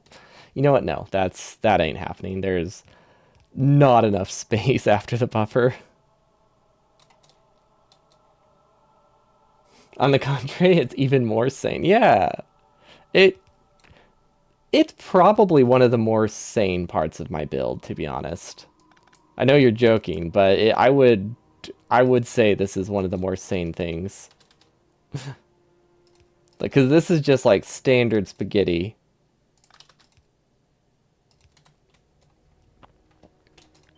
Oh, maybe standard's the wrong word to use there. More, it's less. Yeah, no. This is more like vanilla spaghetti because it doesn't have to do that much with the inserters. This is just connecting spaghetti. Yeah. I can make this. I can defend this point. Not. I shouldn't, but I can. Okay, so this is connecting to a side that I don't like. So what if we do that? I don't know which side this is going to prio. I think this will actually prio taking from the main base. That's actually good. Because if we take from the main base first over this one, more iron goes to the other ones. So these run more consistently. So we definitely should prio main base. Although this is spec to run full speed constantly. It just, we don't know if it actually does. I'm trying to get I should get an estimate right now of how many undergrounds we can produce. So realistically, I built this many because I think I can run this many. And because they're inserter limited, if we just take the item count that this consumes per second, divide it by the number of inserters times 1.6, we should be good. So this is 4, so that's 16 sets of inserters, or that's 16 inserters, times 1.6. So this is 25.6 items per second transferred. This consumes 42 items per underground. However, that's for pairs. That's 21 items per underground. So that means we are producing about 1.2 undergrounds per second from the main base, which is 50% more than we need on average. So that's good. That is good. We might actually be able to lower our 10-minute outpost goal to 8. I think we have enough overproduction. That will be okay. So yeah, this alone should produce enough. Plus we have this thrown in the mix. But yeah, I think we can actually aim for 8 minutes. I don't know if mechanically that'll work or bot queue-wise that'll work. But production-wise, I think we can make one outpost a minute. One outpost a minute. One outpost every 8 minutes, which would save about half an hour, roughly, on the run.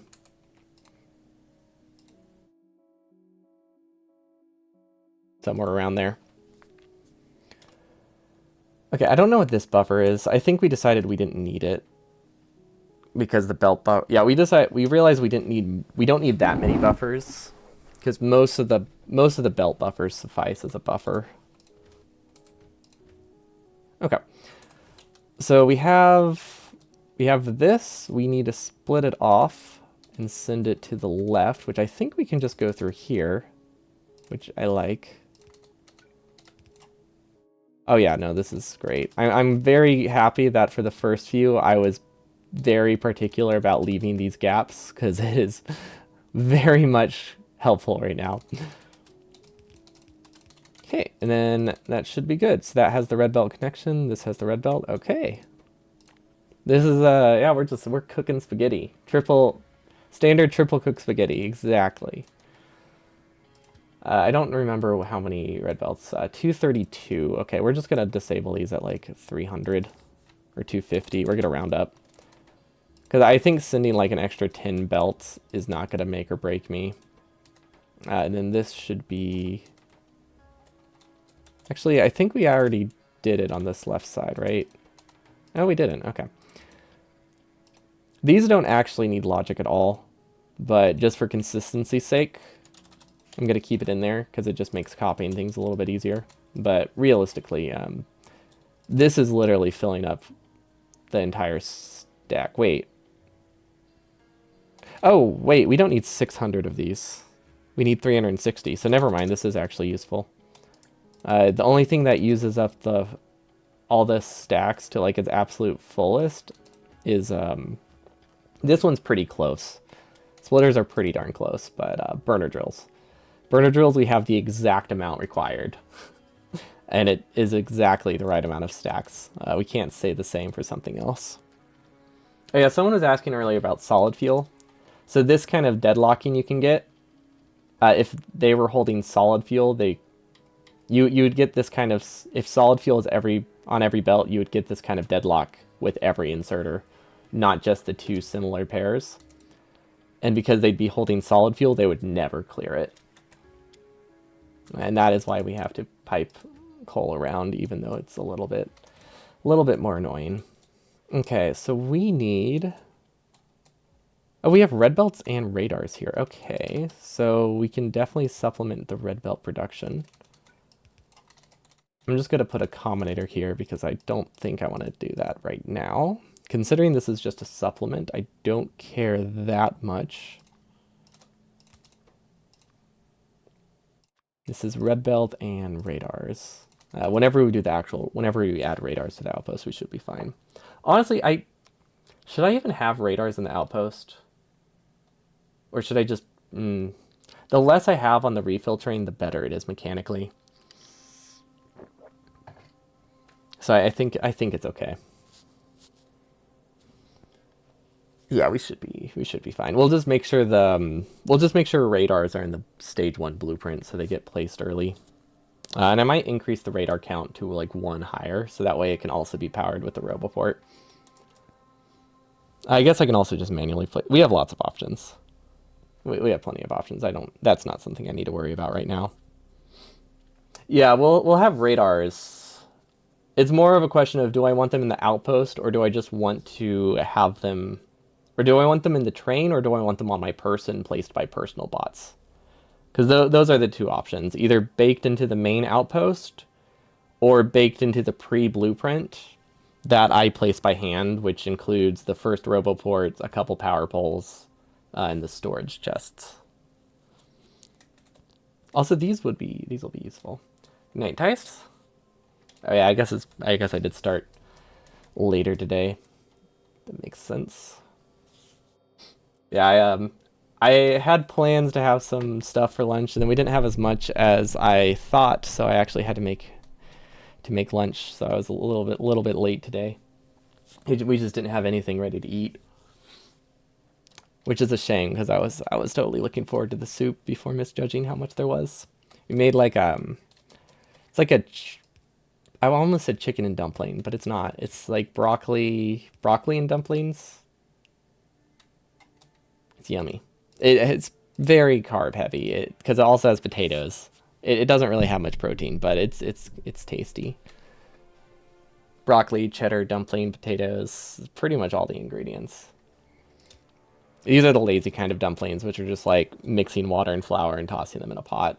They might have a different name somewhere, but that's what the recipe called them at least. I feel like they're more similar to.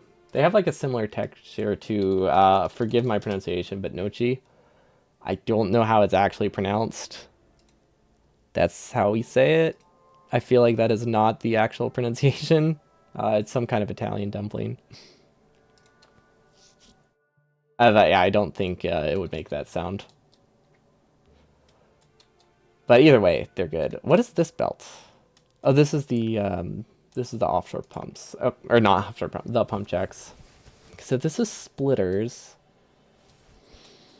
I mean, I guess there's no reason for me to split this off this early.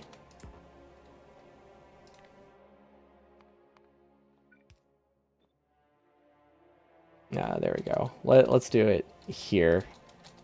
And we'll add a combinator that says rails and splitters. Because we don't really, I don't even think we produce constant combinators in our base. So we were using these as markings. So that way if I forget about them in the run, they don't actually cause any issue. I mean, I think they slightly will delay bot queue, but it's worth it. Yeah, how do I get these where they need to go? Also, I'm just going to delete this. We genuinely do not need that. The splitter buffer is so long. Yeah, we need to figure out where prod modules are. Okay. Have we made any attempt at all to send prod mods up here? That's the question we have to answer. And I think I can confidently say no. We don't actually have those sent through our base.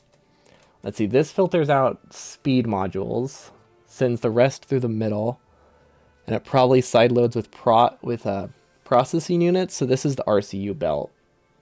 This has not been sent up at all. How much does this produce, by the way? 0.7? Hold on. 298 divided by 10 divided by 600. So we only need 0.5 per second. So even if we get all of these, I think we're good. Yeah, I think we're okay. My concern was that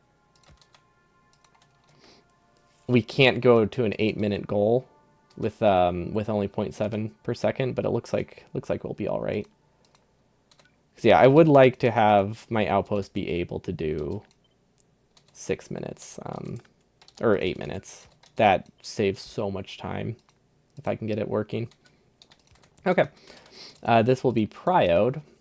This also, there's a very good chance this will be something that we have to supplement through the remainder of our base, or we're going to have some kind of prio on the splitter here, which I think we can set up if we realize it's a problem later. Yeah, might as well keep those as a yellow belt, or red belt as long as possible. Okay. So now that these are sent up, it should... Okay, that actually wasn't that bad. The belt weaving helped a lot, though. Okay, so productivity modules and splitters. This is gotta be fun. I think what I should do is actually... Let's see, we'll send these elsewhere, because this is a different base. Huh. Where does that side load? Okay, it goes there. Because yeah, this still has a ways to go. combining the belts actually does make some sense. They're not technically, I mean, they're on the same train, but they're next to each other, so it makes sense to kind of mix them. Okay, so this one should still be a pure coal belt. I really wish that, you know what? You know what I should do? Here. This will not help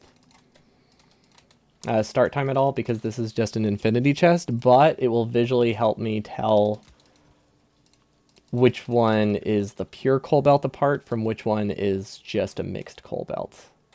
It's like right here is a pure coal belt. So if we make this a full belt, it means I won't have any more confusion about which side is a empty belt and which side is a coal belt. Because I've been making that mistake a lot as I set the splitters. Because yeah, anything that's an empty belt will stay as half a coal lane. Anything that's a full coal belt from this will be double-sided, so that way I know which ones to split off. It's going to take a while, but honestly, everything does, so we'll figure it out. Okay, that part seems pretty straightforward. Now I think we can go through here. So we'll do the splitter here. We'll have the prod module here. We did not filter this out. Whoops. Prod mod to the left. We'll send this one straight through. And then I guess we'll have it on the outer side. I guess that works. We forgot this logic, which is very important. I mean, strictly speaking, this logic we could probably do without, because this is just one train built one time. And the only time these would ever die is generally going to be when it's first built. It's not likely to die after it's first built. So we should be perfectly okay to cut corners here and not have that logic.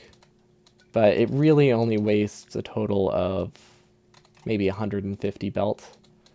So I want to keep it just in case. So that way, if it does happen to run out of coal, it's not something I have to go back to my base to fix. Because currently, that would kind of suck. I am very far away. I do not want to have to go back to my main base when I am like 1,000 tiles away doing outposting. Okay, so left sides are connected. So these are prod modules. They get disabled. I want to say 298, but I don't think that number is correct. I think that's the efficiency module count. These get disabled at 288. Okay, so that is... I was close, actually. That's not too bad. There we go. Okay, and then splitters, I want to say are less than 200. I don't know how much they are. Honestly, splitters probably don't need logic. I think we would be fine if they didn't have any. Just because if they fill up every single slot, it wastes 11 splitters. It's not a big deal. Okay, so this one should be the splitter belt, which then gets split, and then we can pass one thing. We could belt weave through here. This is the last belt weave we can do, but it is an option. So let's take it. I mean, really, belt weaving is pretty safe. It's not safe early on in the original builds because there is a point where Ooh.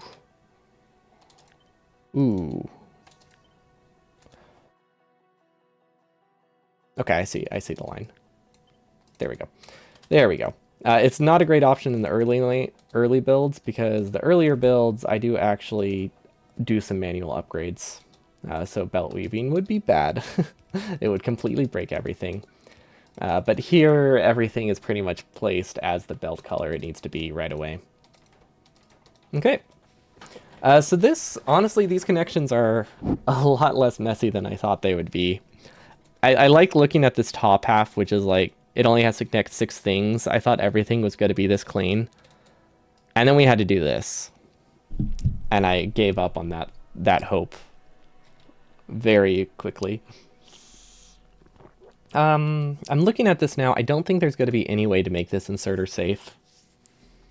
I can try, but I'm pretty sure this one's going to die, so we need to plan for that one not running. Which means this should probably be... I should just have like these 3 or 4 grouped for robots.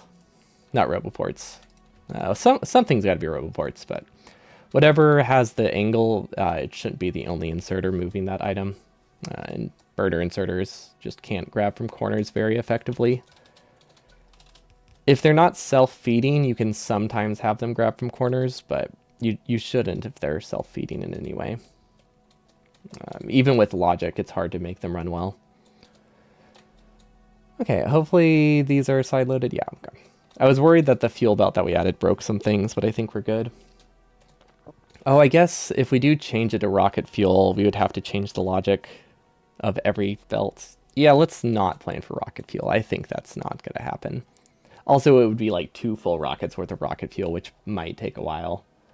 If possible, have fuel run on the close side of the belt. That only matters on corners. So we could do it specifically for this one. We could have fuel on the close side. Otherwise, it doesn't actually make a difference for the inserter consistency. At least not when it's the only inserter grabbing from the belt, at least. But yeah, I think we could definitely sideload coal there. So if we do coal... Okay, I wasn't sure if you just meant in general. But yeah, for this specific case, we can definitely plan for coal being on that side. Let's do this. So the close side for this one, would it be here or would it come from this side? We can make either work.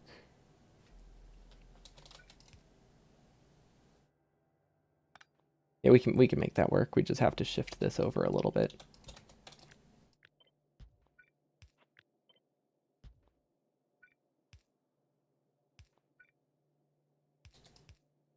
There we go, and there's enough belt to have our logic still. Perfect. And then we'll do bots over here. The reason I'm using a splitter is solely because it's what I had on my hotbar. Combinator would also work for denoting this, but we're going to swap these, so it's fine. Okay, there we go. Okay, it's on the close side. That should help a bit. Plus the logic, it'll be pretty safe. Like, I don't want it to die. If it does, I do fill robots slightly slower, but I think we have enough headroom that is okay. But faster the better. Like, reducing delays also helps. Although, realistically, reducing delays only affects my total time by about, like, a couple minutes. Unless they compound, but these kind of delays wouldn't compound. Yeah, the end of the belt's curved for all of these. I'm just not sure if it's going to go here, here, here, or here. Because I think this is going to be at least 4 inserters. It might be 5.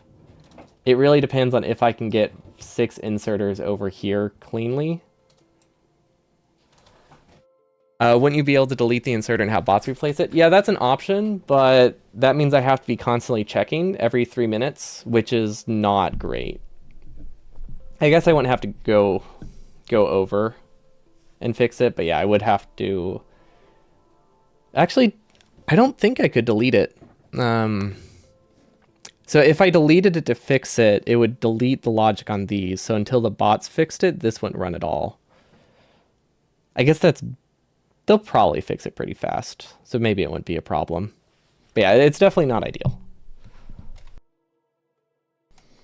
What I could do, actually, to make that not a problem, because this is really the only one that's likely to break, we do this. We make it that the logic doesn't get passed through the inserter that I might delete. There we go.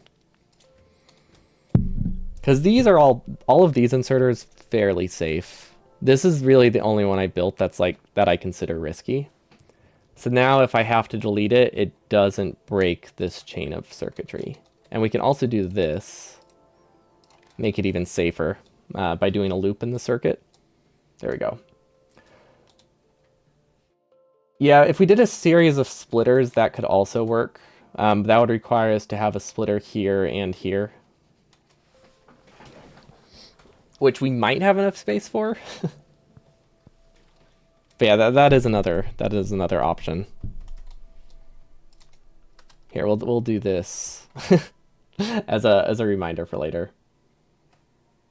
Yeah, they won't be limited to the train. The only thing I'm concerned with is the limitations save us a lot of resources. It's like the inserter would start running. Let's see, just one at the end at the top of the inserters. So the issue is you need the splitters. You would need a splitter here, because if you just do a splitter here, these also become a curve. So you need to split it into 4 separate belts. Otherwise, there's always going to be a curve somewhere. And I need 4 inserters to run. Maybe I should put that so it's more obvious. We need at least 4 inserters here.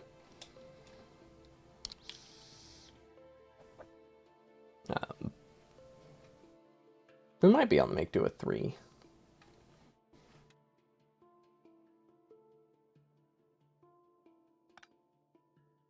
Yeah, I was leaving it empty so that way, because I wasn't sure. But that's like the second comment in a row that had to do with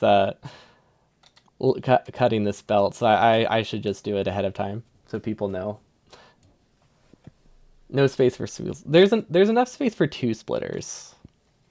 I think we could make it work because like if we had a splitter here and a splitter here, they could go straight through. And we couldn't put one here anyway, because we have a separate set of circuit logic right here that disables the belt if there's no coal. So we need at least a 1 tile gap between every inserter, and it has to be a belt. Normally I would have the inserter read from the belt in front of it, but since we have the inserters being disabled by the train instead to save resources, it's a trade-off. We're trading one problem for another. And I'm hoping that I'm emphasizing the correct problem, but honestly I might not be. There's a chance I'm focusing on the wrong thing. But one of them can make the difference of like half an hour. One of them is the difference of me having to feed the train 1 time. So that's why I'm leaning towards this one instead. Could merge the belts and then pass it into a splitter to go down. Yeah, if we merge the belts here above and then sent it through, it would work really well. But now that we have fuel on the close side, we'll have this logic. I feel like it's safe enough, right?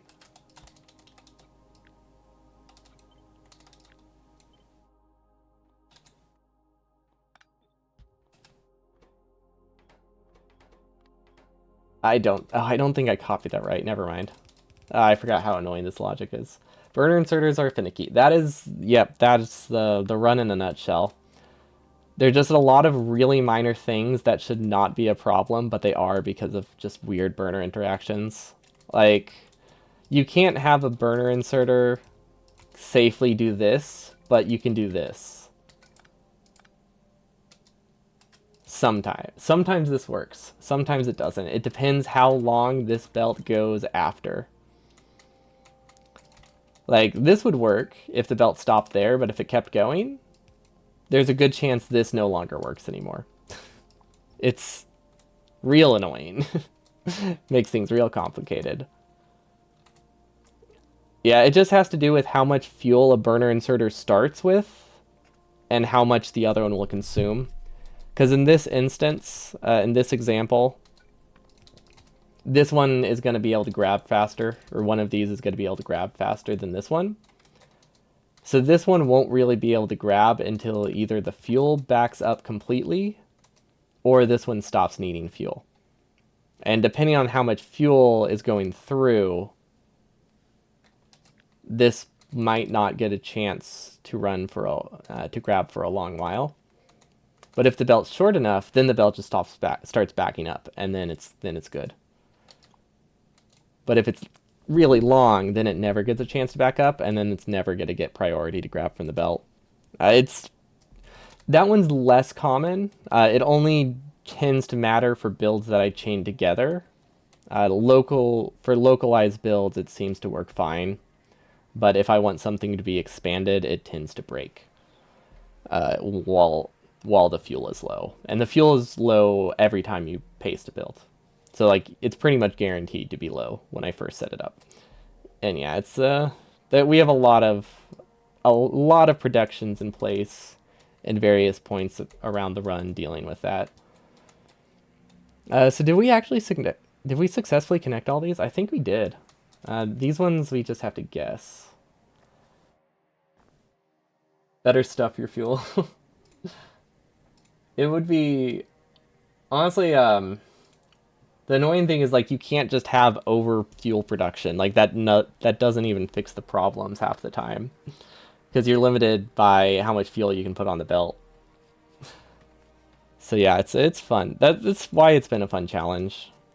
Like there are a lot of places. Let's see, right here. No, I have one specific spot which a couple people have sent me fixes for to like save entities. Right here. It's like you can save entities here. If you can save 2 belts for every assembler here if I shifted these down. But then there's like a 50% chance the inserter is going to die and it just stops running. So many things that just look like mistakes that actually are like, oh no, that's just a quirk of burner inserters. It's fantastic. Also, I don't think we haven't really connected any of these yet. I probably should finish this connection first, though. So we need efficiency modules, substations, splitters, roboports. Rails aren't in here. Pump jacks aren't in here. Or pumps aren't in there anymore. We thought we would need them, but we decided to go with a different design. So we don't need pumps anymore, at least not on the train. We might need them on the resupply train, but we don't need them here. Speed modules, radars, and big electric poles. Okay. Wait, how many is that? 1, 2, 3, 4, 5, 6, 7. Huh. Okay. It's not the worst thing. Yes, it's yeah, it's not the worst. I wonder, is there any way I can use this fuel to feed that one? Technically, yes. I could. Oh, but the coal's on the wrong side. Never mind. If the coal's on the other side, I could actually use this coal to feed this one, but that would be messy. It wouldn't be worth it. But yeah, we actually need to use this inserter. Let's see, which one isn't produced locally? All of these are produced locally. We'll probably do roboports on this side. We do need to belt weave it.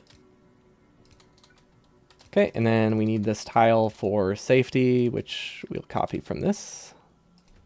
So yeah, this one will do roboports less than 10. I don't actually need this logic. The only reason I've been putting these on logic, the ones that are actually the same size as the stack, is just so I have consistency and can click on this and be like, okay, I need 10 total. It's nothing to do with actually making the inserter run. Technically a little bit worse for performance, but it's not that significant. Yeah, we need to get roboports here.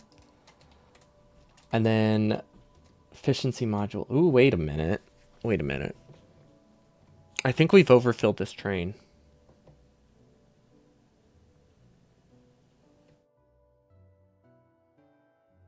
How do I do this? Huh. One inserter isn't enough. I don't think.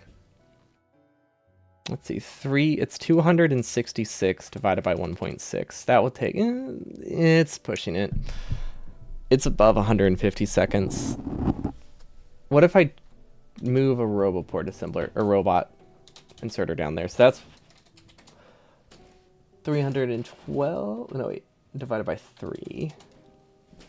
So 3 robot assemblers can do 100 seconds. 4 would be like 80 seconds. Okay, so I could make do with 3 inserters here.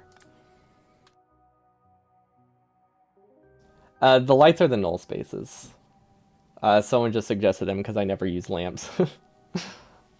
Although they don't stand out as much as was expecting. When they're covered in blue, they're not very obvious. But yeah, those are just empty spots. Because otherwise we send way too much, and inserters start breaking because we start sending coal. It's mostly the coal thing, actually. Yeah, fish is good. Fish is what I was going to do, but someone just suggested lamps in chat, and I'm like, sure, why not? Decon planners, can you filter decon planners in slots, though? I don't think you can. Can you? I know you used to be able to. Oh, you can still filter for decon. Okay. I guess they are physical items. I've just never tried since... I guess, yeah, if you can filter them here, you can obviously filter them there. Yeah, I forget those are real. But yeah, we could switch to fish. It would definitely make it less confusing. Although there are some circumstances where a fish could end up there. Probably not. I guess it could end up in the outpost. It couldn't end up here. Wait a minute, wait. We are not sending anything that can disable the outpost. How can we safely disable the outpost? I think I can check. I think I can read. I think I can check for solid fuel, because that won't be fully consumed. Inserters empty wagon from the first slot or last. They prioritize the last, so that's why in this case we have it on either side. Because we actually do want the solid fuel to be emptied before the robots, but we want some solid fuel to be emptied after the robots. Just in case the inserters run out of fuel, emptying the train. So that's why, for the most part, solid fuel's in the first slot. But this has a different order that it goes for. Because this goes from the train to a chest to a roboport. So it uses a different unloading pattern. Everything else is good.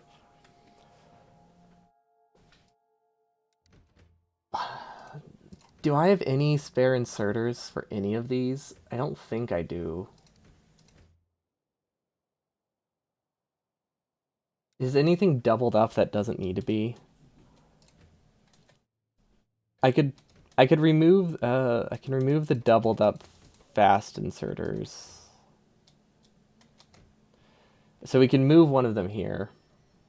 Wouldn't it be worth it to have bots to unload first after 1 or 2 stacks of fuel so they can start building quicker? No. You have to send a lot more fuel that way to guarantee it works. So it's not really worth it. And it only saves like 30 seconds off of the run. So like it makes it a lot easier for the unload order to be bad. It makes it a lot easier for the unload order to have fuel issues. But it makes it that I only save 30 seconds. Like this takes 30 seconds to unload max. So it's just not worth it.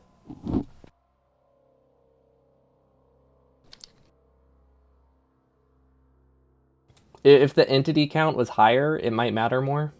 But the entity count of all of these combined is 300, which is like 30 seconds, maybe. 300 divided by 8 divided by 1.6. Yeah, it's 20. It saves 20 seconds. And that doesn't like add up between outposts. That just straight up only saves 20 seconds on the entire run. Bot unloading using deconstruction. We just destroy the entire train after it arrives and make a new one. But yeah, I don't have enough inserters. Okay, so I do have enough inserters.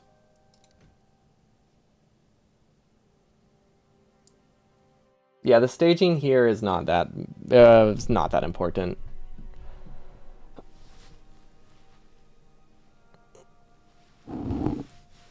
But oh, you think their stage closes the station? I figured it would have the same logic as the mining outposts, where it's disabled by like a copper plate, but if it's disabled by the staging, that would work. That would actually that no, that's not. We could do that. We could disable it with a stage. Oh, no, actually, no, we couldn't. That requires.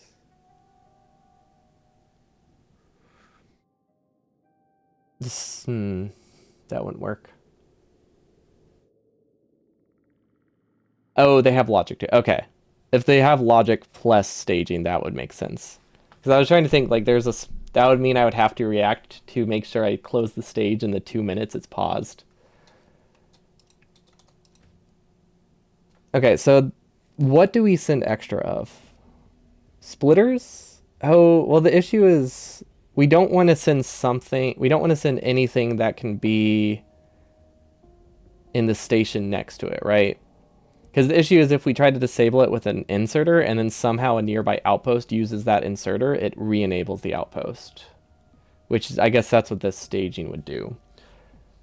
But another alternative is we could disable it through solid fuel.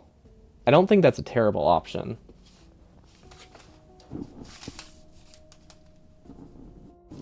Let's write that.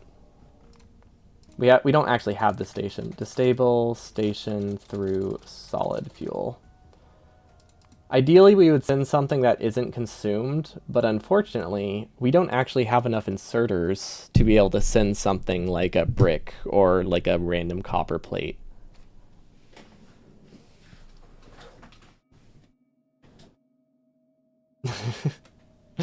Like, we are literally like maxing out most of these inserters. And we can't we can't have one inserter double up on multiple items because we just they just can't grab like that. This one could, but that would take too long. I mean, we know that there's spare fuel in most of these. So we should always have extra solid fuel. We only consume about 70 of it, so there's going to be about 30 spare solid fuel sent every time. Which is not too bad. Oh, wait. Oh, hold up. That reminds me. We didn't put solid fuel on here. That's very important that we do not send our train out until it's full of solid fuel.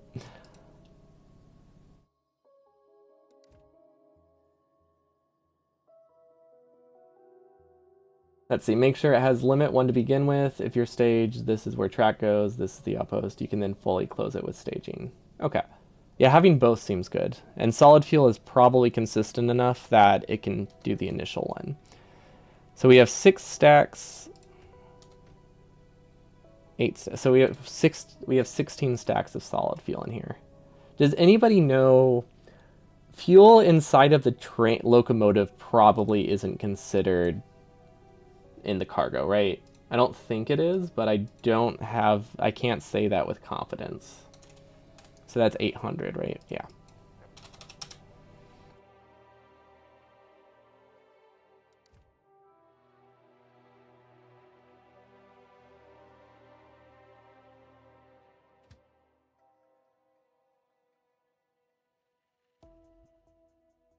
Yeah, that should be good. I guess these will... Oh, never mind. It doesn't matter. These have rocket fuel anyway. Okay, so I think we freed up enough inserters. Now we have to decide... We can move... Oh, wait, actually... Yeah, okay, this has one... This is one free slot in it. We can technically move one... We can move big electric poles over here, and then we don't have to have... Then we don't have to cut this inserter. So this is 250 divided by 250 divided by 1.6 divided by 4 will take 40 seconds. So yes, that would bump it up to 80. Oh, but we have to do it on both sides. Whereas if we do 500 divided by 1.8 divided by 3, that's... How many is that? That's 104 seconds. So this bumps it up to 80 seconds to load. This bumps it up to 100. So yeah, I should move one of these over here. Is that difficult? I don't think it's that difficult. So basically all we have to do is delete this. Do, do, do, do, do. There we go. We'll move this to big electric poles. Or honestly, it could be any of them, but big electric poles I think are the cheapest if we're splitting it. Less than, I don't remember how much we fill big electric poles with. I think I'm sending like, yeah, I'm sending 30. And the reason I'm sending 30 is because I can use these for later outposts. But those are not a set number. I might actually increase it. But big electric poles just seemed like something that I might need more than I think I do. Okay, so yeah, we need to do that connection. That removes one from here. And now we're no longer struggling with inserter count. So now this can use 4 again. Excellent. I think I'm happy with that. Really, the whole reason we did that was so that way we can get efficiency modules to run at full speed. Because I don't want things to be barely working. See, if we want to get a touch fancy, the outpost train logic for the outpost station is always true, and then we figure out an idle alarm for when the train's unloaded, then it should return home when the outpost station is turned off. The only issue with that is that an idle alarm would require a siren, right? So getting fancy by requiring us to carry sirens in our outpost train, not sure if that's a worthwhile trade. It is an option. If it ends up being problematic, it's definitely something we can do. But there might be maybe there's some ways to do like alarms without them. Maybe I don't know. I guess that would be, you could do stuff with a decon, not a decon planner, but if you just had like stuff being overbuilt until you deconned it as a warning. But I don't think that would work well either. I mean, that's no different than just setting an alarm on your phone, I guess. But yeah, I want to minimize what I bring to outposts, which is why I'm trying to put as much on this train as I can. Okay, so that has efficiency modules. Yeah, that's what I meant. Like, it's carried by me. I don't want to have to put it... Oh, sorry. So this is the resupply train. This is the building train. This is the resupply train. And it has everything I need to initially make the outposts. The less stuff it has, the easier it is. So there has to be a pretty strong benefit for me to put something else on the train, or for it to be worth putting something else on the train. Because as it stands, we decided to not even pre-build outposts with like roboports.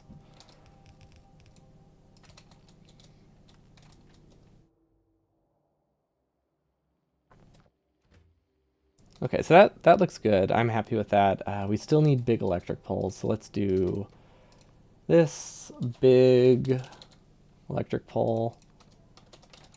I don't really know where they're produced yet, so we need to take care of that. I don't know what this iron chest is. Okay, now we need substations, efficiency modules. Okay, so have we... Nope. The answer is almost always no. I don't know why I thought it would be different this time. We have not tried to get efficiency modules out of the base yet. Okay, what do? What do? That's the question. We go up. We go up again. Then we go to the left. And then I think it's good. I'm pretty sure that was the only complicated part.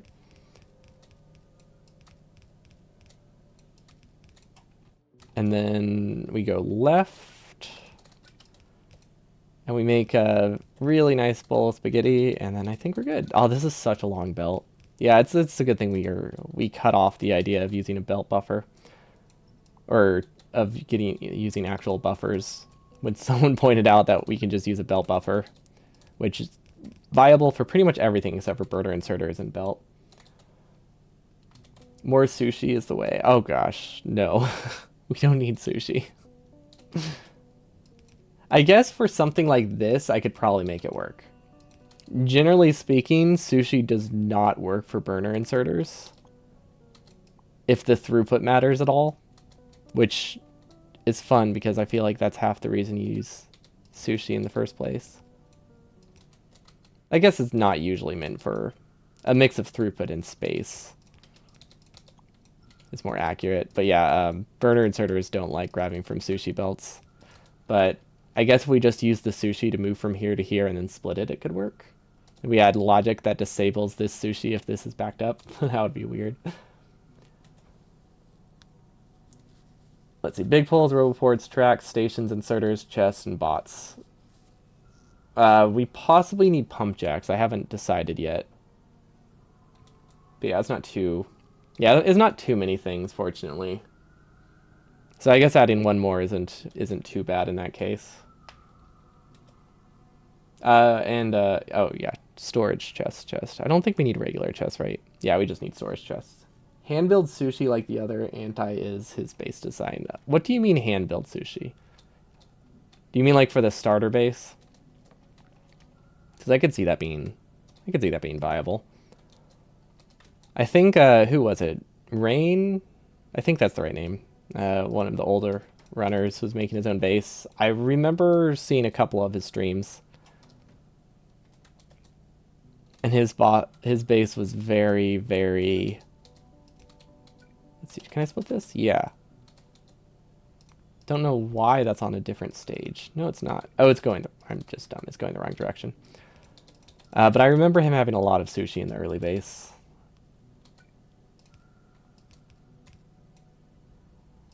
Which was surprising to me, because until like 3 months ago, I didn't realize that logic could be used before you have circuit network researched. Sirens would go a long way. You could probably just... Yeah, that's fair. If I have one siren per outpost, literally a stack of them is enough.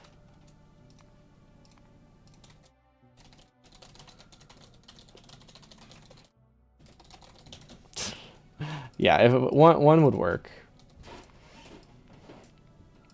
Especially if I'm trying to make it that to get away with as little practice as possible.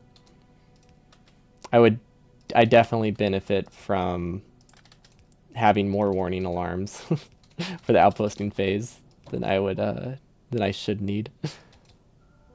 Okay, that should work. A little bit more expensive than it could be, but that's fine. Okay, so this one is splitters, and then I believe we only need like 20 splitters or something. 22, okay. Now, I think I actually want to send like 25. Because I think for the most part, we're not going to need any more splitters than we already have in the outpost. But there are some instances where I could do a manual supplement belt. And if I don't have red splitters, it's not going to work that well. So if we just send a couple extra, that won't increase the cost a lot. And if we don't send extra, it's fine. I think I kind of want that limit to be a little bit higher. Same with the other splitters.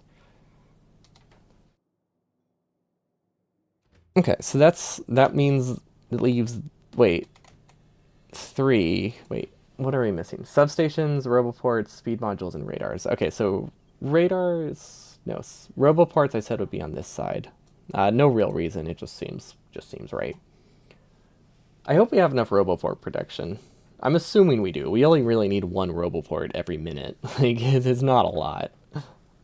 I don't know how much we produce, but if it's not one per minute, I think we have other problems. Because we should have like 2 assemblers producing roboports.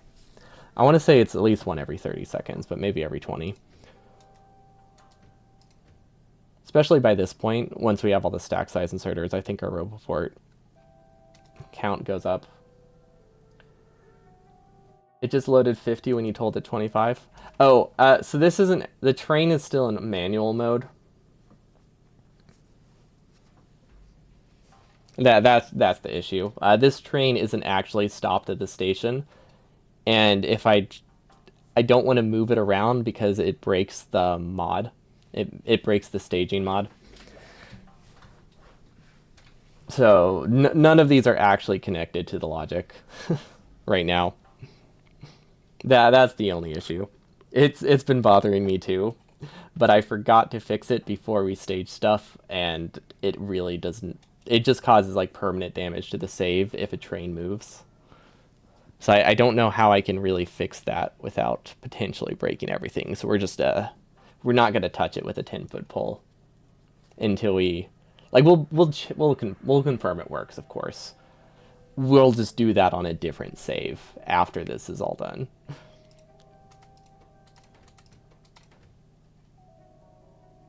Okay, speed modules and radars. So those are both incredibly low resource count. So speed modules are here. So let's add a splitter. I might actually... No, honestly, yeah. I think I'm going to prio this. I think I should just say... Honestly, speed modules might not be a requirement. I might remove them from this logic, because all they do is save some pipe. So we'll have speed modules, and we'll never load more than like 20, but I don't think we'll have it as part of the train logic, because it's not important. I am not bot chesting solid fuel anywhere. Currently, it's not strictly part of my requirements, I don't think, but I'm limiting them to just the achievements, which is delivering it to the player.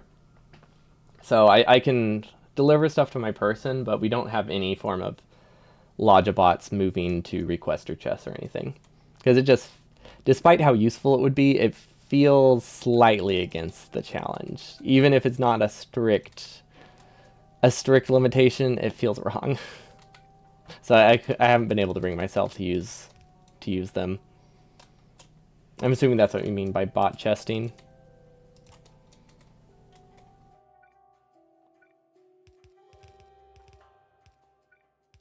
Okay, can we piggyback radars on top of this? It doesn't benefit us, does it? Nah, it doesn't really help us. Wait, where did these connect? This is... Oh, that's over the end. Okay. And they need lots of... the power... With how little I would use them, I don't think the power is that much of a concern. But it definitely is nice not to have to worry about the power of them. Okay. There we go. So where are the speed modules? Because I think we can just sideload this. Now, I don't know what side of the belt this is on, so we're going to do a forced sideload. Pretty sure blueprinted fuel is delivered by Logibots. So blueprinted fuel is delivered by construction bots, but you can only blueprint fuel into trains. You cannot send blueprinted fuel into a... Oh wait, I can just sideload this there. Into like burner inserters. Was that the idea? Because I really wish that was a thing. It would make things very nice, but unfortunately, they were not kind to us. They didn't let that be a thing. But I am, messing around with burner inserters, so I can't blame them. I brought this on myself. How do I do this? I don't really see a clean line for this, so I think I'm just gonna do this.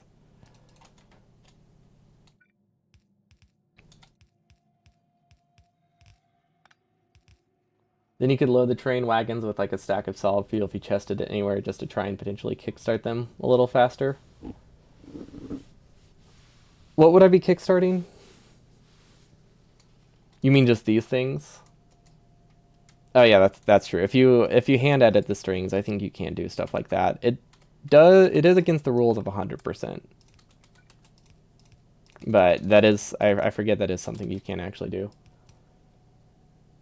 Ah, yeah, the locomotives fortunately will get fuel delivered to them by the bots. I think what I'm going to do actually is have the construction bots deliver solid fuel, not rocket fuel, because I have more of that. Even though it's more entities, and then it will slowly get replaced with rocket fuel. But I haven't fully decided yet, but that's currently what I'm leaning towards. Oh yeah, don't it's just people should avoid looking at the spaghetti near the train for their mental well-being. Although, I don't know, I think for what it is, I think it's pretty clean. Objectively speaking, it's not clean at all, but I think we're doing I think it's real good for what it is. I sure hope it's connected. This will be awful to troubleshoot. But honestly, I feel like I've been pretty good about double checking undergrounds. We'll see. There's always a chance I did it right the first time, despite how low the chance is. It's a possibility. Okay, so this is the one that I'm worried about. So substations are produced here, and we need to get them here. So, yeah. I think we have to go around the train for this one, actually. Let's see, if we could go through here, that would actually help a lot.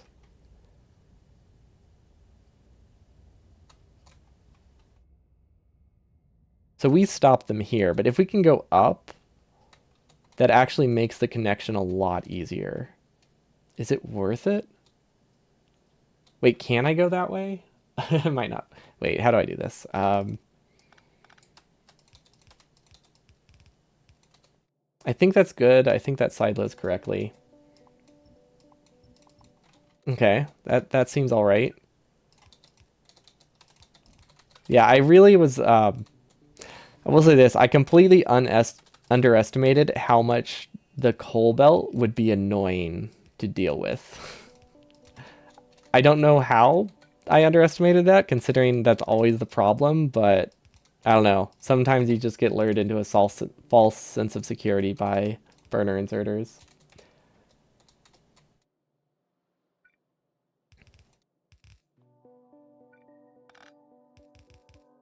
Okay.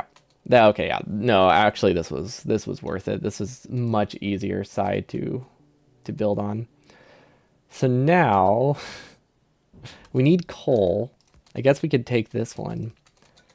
Now I think the average coal consumption we have really, really low here.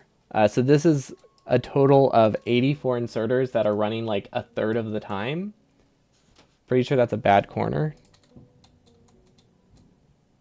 Which one? Oh, here. So this is a modded um, big electric pole that I use for testing. It doesn't have a hitbox. It's gonna be deleted. It's gonna be deleted whenever I actually connect power, which will probably be the entirety of next stream. But yeah, it doesn't have a hitbox. You can place stuff under it. It just kind of floats in the air and gives power to a 64 by 64 area. It's just so I can test the assembling machines are working without actually setting up the power poles. Because the power poles are the easiest thing to place. I wanted them to be done last because I can build belts around power. I can build power poles around belts. I can't really build belts around power poles that easily. But it just makes it look like there's a lot of errors where there aren't any. If that's not the corner you're talking about, then I'm screwed. Yeah, I wish there was a better testing option that just made nothing require electricity. Like that would be way easier, but this mod does the job. It uh it it affects a large enough area that I haven't had any major problems with it. Like I wish it was a little bit cleaner, but it's really not. It's really not too bad. Okay, let's do let's do substations left. And then big electric pole to the right. And then we'll keep a splitter here. Previously, I was using editor extensions. It didn't have the floating ones, but it did have a really, really long one that worked. So that's what I was using for a while. Then I was informed that editor extensions has a lot of conflicts with this mod, the stage blueprint planning, and it kind of like permanently corrupted my file, and I had to manually copy everything to a new save, which was not good. So we switched to a different mod that so far has not had those issues with staging conflicts. But yeah, there's just something about it that it did not like. I think it's because there's a lot of mods that just use like fake entities to do stuff like that.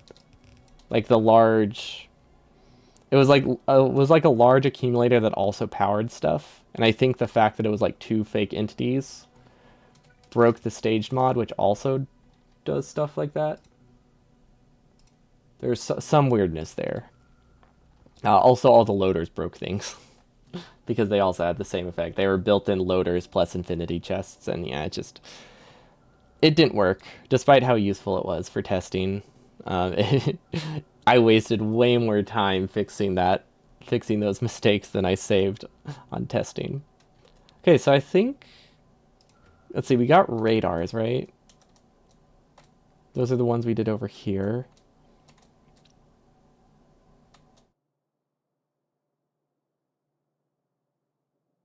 I don't think I did the inserter logic, though. Yeah, we did not. So this is radar. So radar, I want to disable it if it's like... We'll bring a couple extra. And radars are pretty cheap, so we'll do like less... We'll do less than 10, I think. Less than 10 should be good. We'll send the train out if it has 4, but I don't think that's going to starve anything enough. And extra radars just gives me more options if I want to explore the base. If I want to add more for like scanning the area. This one is substations, which should load in about 70 seconds, I believe. Substations, I think we only need 54. Yeah, why do I have these numbers memorized? I feel like I shouldn't. Let's send a few extra, because substations seem like something I might use more of if I have a really bad pump jack patch. So we'll do 60. We'll do an extra 10. Well, worst case scenario, 1 for every single pump jack. Oh wait, that reminds me. Apparently we're not shipping pump jacks at all.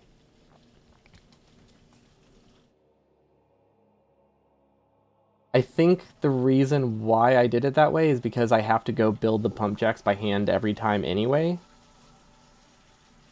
So we didn't put any on the train. And I wasn't sure if I had space.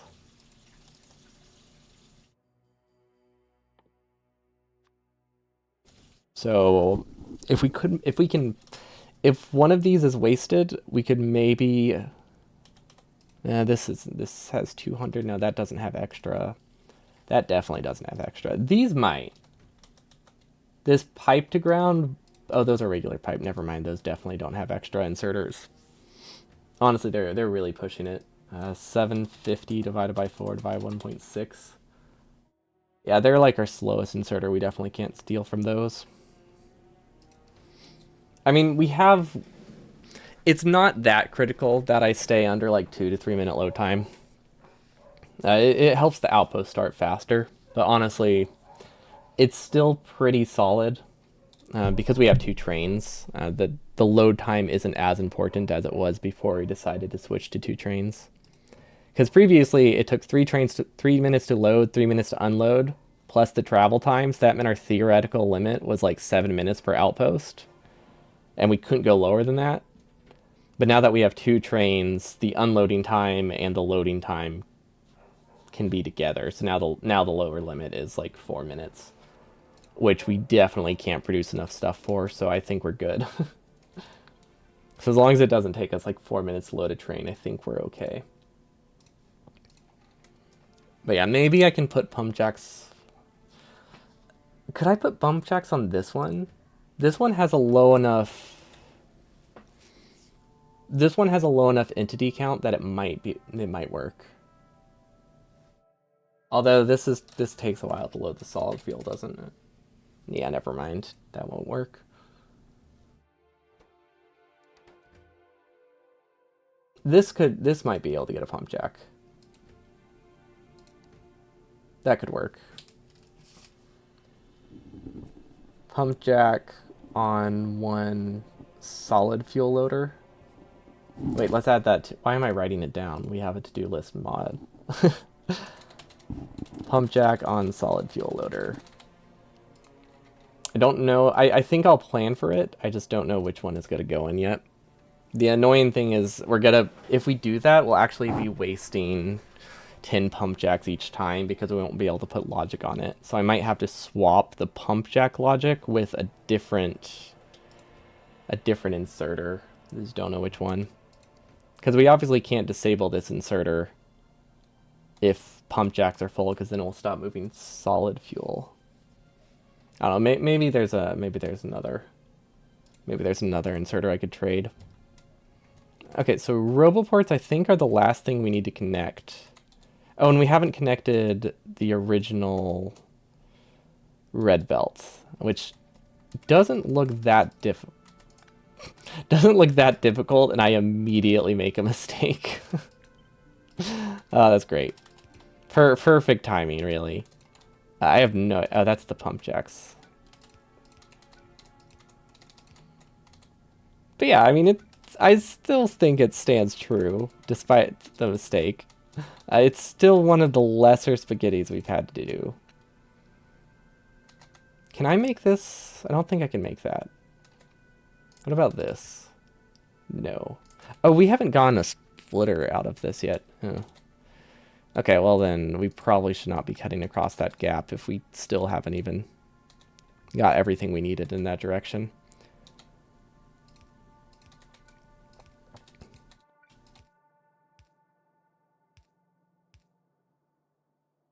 I think we can... Oh, yeah, we can 100% cut through here. That was not bad at all. We can't go through here as cleanly as I wanted. What are my options? If we can sideswap the red belt, I see a line we can use. Is there a better way though? Yeah, I see a better way. Just jump to... Oh my... I can't do that, can I? In my mind, there was not enough space to do that. I thought there was a much smaller gap. Yep, that is way, way easier. Thank you. Okay, what side is... Wait. Oh, this is on the wrong side. There we go. Fixed. We were side loading everything together.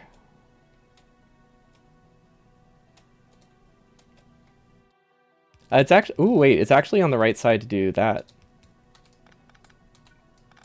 Can I guarantee this is a pure belt before I do that? Yes, it is being filtered. Okay.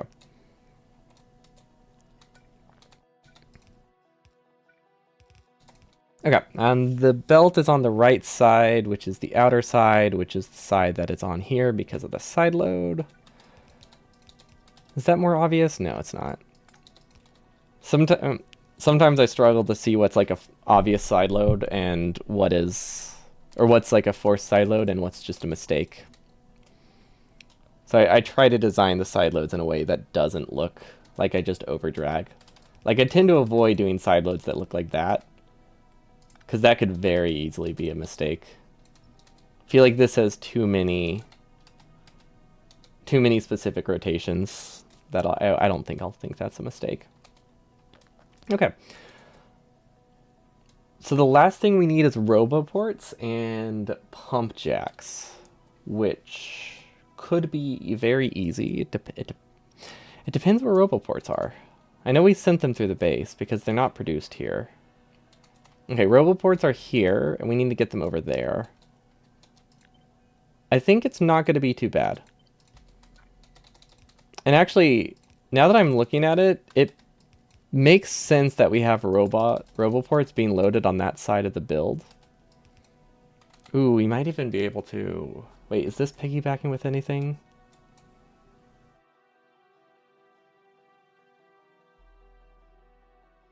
I don't think so. I think it's just a pure roboport belt. Let's see. Gosh, this is a long belt. Oh, I was like, how does that become a roboport? If you fuse two burner things together, it becomes a roboport, clearly. Oh, wow. So yeah, I don't think we're gonna have any trouble getting enough roboports to the outpost, because the belt buffer alone will hold like 5,000 roboports. Okay, the fact that I'm sideloading this makes me think that it is definitely has something else on the belt. Yeah, okay. So we have to filter it first before we use it. I don't know what else is there, but we do have to get rid of it. So roboports filter to the right. Is there a question mark symbol?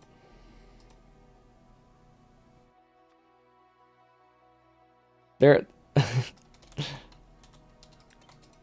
Wait, did I clicked on a roboport, right? Does anybody know what I filtered?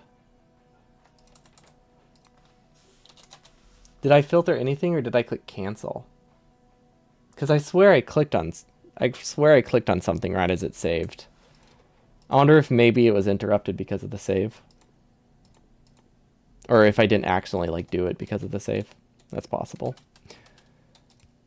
But yeah, these are both going to the building outpost. Or the resupply train.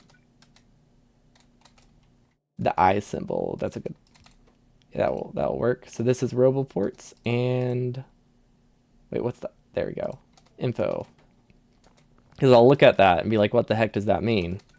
Which will make me think that it's a confusion. And then I'll realize it means confusion. There you go. I mean, realistically, I should just track down the belt now and figure out what it actually means. But, you know, we'll figure that out. Oh, do you think... It could be robots. It's probably bots. I think they're... Based on where that circuit was, there's a good chance that's bot production. Which means... Splitting it was useless. And we should have just kept it. Because they need to be on the same belt anyway. Okay, let's make the assumption that it's bots, because that it sounds right to me.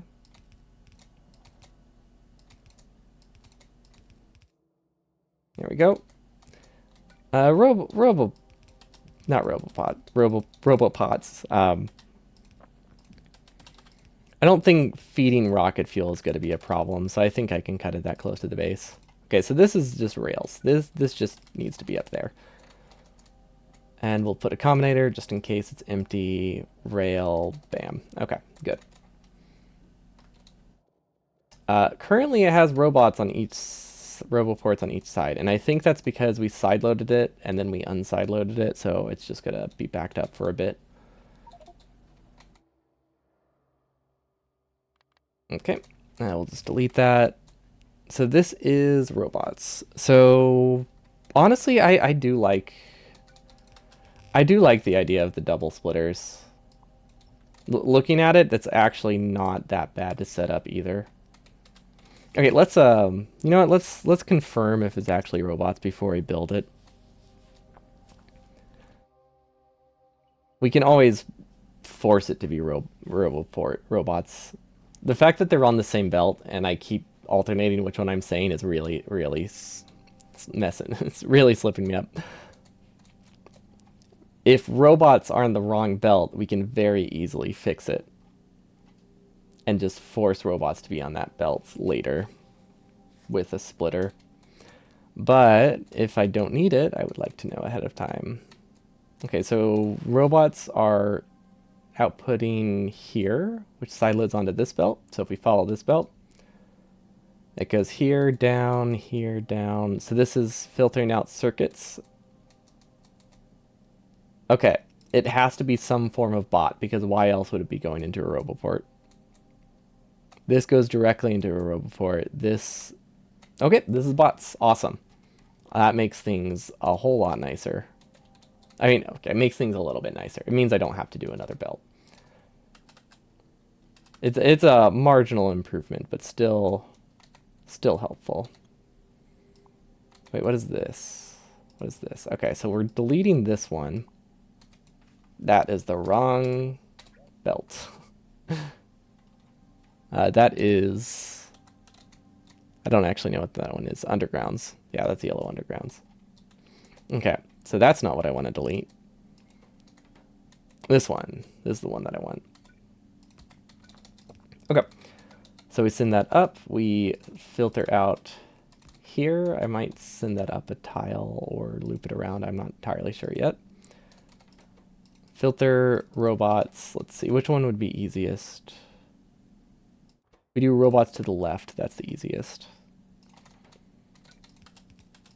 Okay. That goes down. That goes over. I think if we loop it up, we're okay. Actually, let's do the loop here. Or not loop. Let's just do a straight belt there, because there's a good chance this will clear the gap without any extra finagling. Yeah, perfect. Okay. So now we go into a splitter, and then we go into another set of splitters. We want this as close to the bottom as we can get. And now we don't have any turn that we have to work around. And it has the safer logic too, which also isn't on the turn. Okay, that's honestly not too bad. And then this one is the remaining belts, which can go up and around and down. Okay, so that's Roboports. So that means the only thing we're missing is pump jacks, which we know we don't have. Wait, why is that on the wrong side of the belt? Am I combining that in a weird way? No, it just happened when I rotated the belt. Okay, we're good. We're good there. Okay. These definitely don't have free... Okay, these two I don't think have free inserters. Because this needs like 250, this needs like 400 coming from 2. Steel chests aren't doubled up, are they? No. Okay, those don't have any free...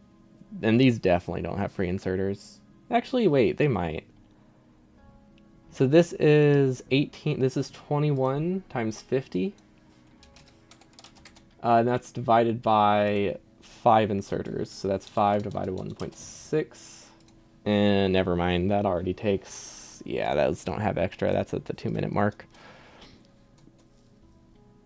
So those are definitely going to be limiting. At least limiting enough that I can't divide it between more inserters.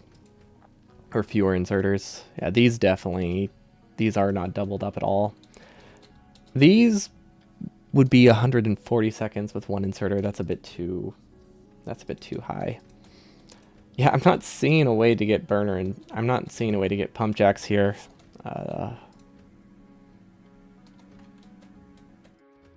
If we do put pump jacks on it, I think this is our best bet. We have 2 options now. So would it be easier to bring pump jacks or to bring big electric poles? It makes more sense to bring more big electric poles if we're pre-building the outpost. What if these have extra? So we're doing... We know that the undergrounds take 2 minutes to fill. So if we do 3 for the bots, that's still less than 2 minutes. So we could theoretically put pump jacks here. If we remove this and just go straight through. And this is robots less than 500, which these don't actually need logic, but again, we're just using this. We're just using this as a way to keep track of how much stuff we're putting on the train as opposed to actually useful logic. It also helps me tell which belt is which. Like right here, I do not know what this is, and we didn't mark it. And it's still not marked. Okay, this is speed modules. Okay. I guess we could have done process of elimination there. It's the only thing we have on this chest that isn't labeled. So this is just less than... We don't want to put on any more than... I think worst case scenario, we need 20. But we'll send the train if it has 0. Actually, worst case scenario, we really only need like 5. But we only need 1400% oil, I believe, per outpost, which is like 4 pump jacks. Maybe I'll do 10. Because if they're not speed module, the world doesn't end. Because we really only need that for the initial startup time. If we only get 1,000 oil, that increases startup time by 10 minutes just for a single outpost, not the end of the world. Okay, so now we can put pump jacks here, which does make things a little bit nicer. Because I really don't want to have to bring pump jacks on the building train, because they're one of those things where I don't need that many. Like, the world doesn't end if I'm short one pump jack. But I don't want it to be something that I have to manually place every single time, because it's not critical if I'm short on them, but it is critical if I have 0 of them. Like, that's a much worse problem. Okay, that should be good, and now we can just underground through here, and then I think we're all right. Now, unfortunately, this pump jack belt is like the longest belt we have for the thing we need, like the fewest amount of things. The fewest amount of total, which is very unfortunate. Let's see, can I place this here? I think I can. And this should be a pure pump jack belt. So we can just send it straight through and then down, then we can cut through here, we can copy this. And now we just work backwards to connect it. Okay, I think that's it for the spaghetti. I really hope I'm not missing anything in this outpost, because we legitimately cannot add anything else to this train. And we'll send no more than 10.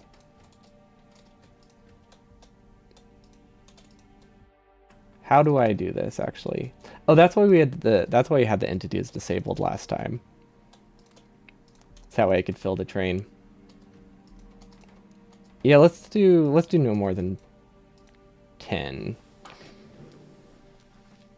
Because this is assuming I'm placing this would be worst case scenario. I place 10 pump jacks on oil spots that are worth 100% each with maxed out settings. That is a very unlikely scenario. So yeah, we're good. That might happen, but it should be easy to avoid. But we can increase that number later if we want. Wait, we don't have pump jacks as part of this logic. Item count, pump jacks greater than or equal to 10. Right? Yeah, greater than equal to 10. Now, with how stack size works, this will probably it'll send between 11 to 13. Yeah, the goal is to speed mod them. So yeah, that worst case scenario is if the train doesn't have speed mods and it has really bad oil patches. But we're planning to have speed mods in all of them. But since speed mods are deprioritized from assembling machines, it's okay if we don't have speed mods in the first couple outposts. So like the later ones will be speed modded, the early ones might not be while the assembling machine belt is backing up. So I figured that's a decent balance. Because if I don't do the prio, it's gonna back up like 500, maybe not 500. It's a pretty long belt. It might be 500. Let's see, that's about 20 tiles. It would back up about 300 speed modules, which is 10-15 minutes of production before I start getting enough of these if I don't do the prio. So yeah, maybe the prio is a good idea. So I am doing 2 connections using underpipes rather than using pumps. So the pressure does matter, but it seems like it will be easier to just do 2 pipe connections than it will be to deal with pumps. Because pumps would require me to switch to a blueprint book. And I think doing a blueprint book might be a little bit more work than a really short pipe connection. Especially since I can actually just use straight pipes if I really need to. It might be more complicated, I'm not sure. But I can always add them later if I want. We do have both designs. It's just I'm not sure which is going to be easier to do with the controller, since this will be the controller phase of the run. But the way the outpost is set up, basically the oil goes in a circle.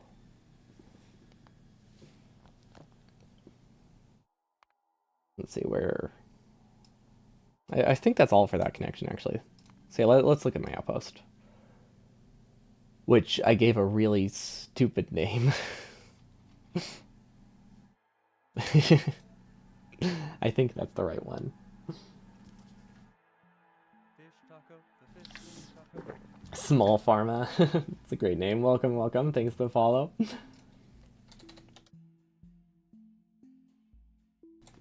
But yeah, if I remember correctly, the way the connections work for the actual refining outpost is they're in a perfect loop for the oil, which means if you connect at any 2 points, it's going to prioritize going away from each other. So it's pretty much going to work full speed, even though one pipe isn't enough. But because it's the loop, it generally is going to work full speed no matter how it's connected. So we just have to do 2 connections that are close to each other. And then they get sent the rest of the way around the base. Because I believe this light oil goes here, then it goes down, then it goes back up, then it goes around, then it goes back over. So we're making it that the connection points don't matter at the cost of about 20, probably wastes about 20 to 40 entities each time. But it means I don't have to care about which side I connect on, which probably saves those entities. So it seems like a fair balance. And also less room for messing up is very nice. Rather than having 3 set points to use, I can literally connect anywhere. Except maybe here. I think this is the one spot I can't connect, actually. But I can connect here. You could use some logic to control the pump jack outserter.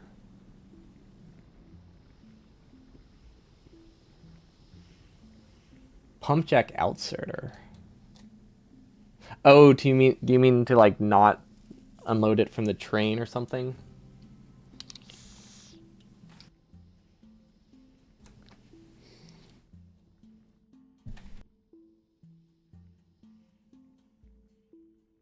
Yeah, this should work. Would it be worth it to make this a loop? It might be. How much does it add? Oh, never mind, never mind. I'm just remembering what we have down here. This is what we worked on last time. So this was another thing where it makes it a lot more flexible at the cost of being a little bit more expensive. Like I think on average this wastes about 20 undergrounds and like 20 to 30 undergrounds.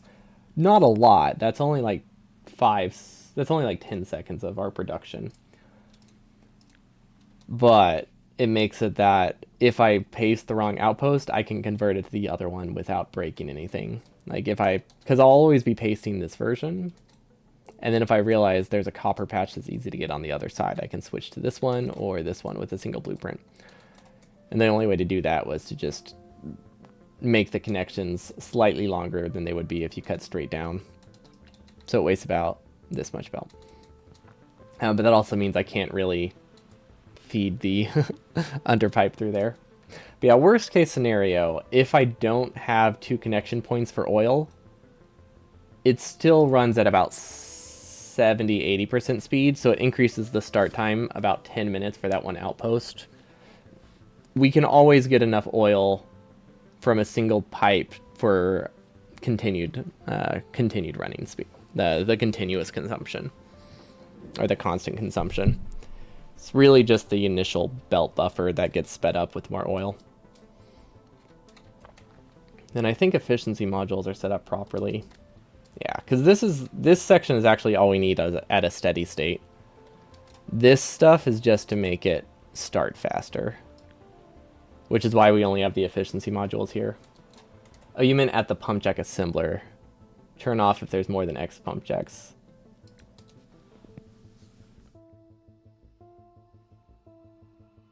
We could do that. We do have logic like that, but it's really far from the train. So if we move the buffer chest a little bit higher, closer to the train, that would probably save a lot. Because honestly, the pump jacks, backing up like 300 pump jacks on the belt isn't. I don't really want to do that. Because that's like that's a few thousand pipe. That's a cup. That's like 4 outposts worth of pipe.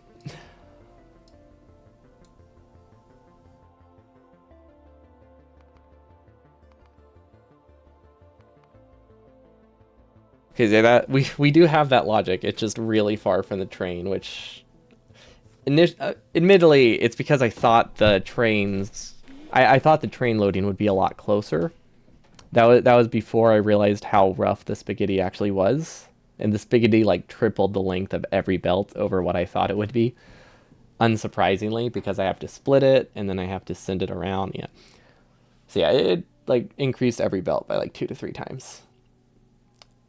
So then it switched it from having a buffer of 10 plus like 50 on the belt to like 300 on the belt.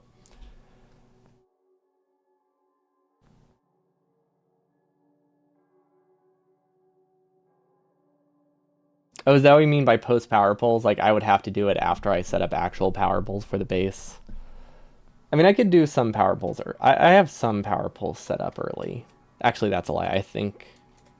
No, I have power poles here. This is the only place I have power. Actually, no, these don't even have real power poles. So yeah, I don't have anything in my main base that has its actual power pole setup except for the power plant. Everything else,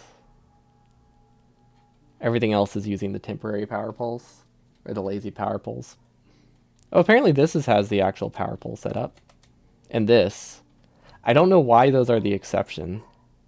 Okay, I know why this is the exception. It was really pretty, and I wanted to do it because that looks awesome. Maybe that was just because that was easy.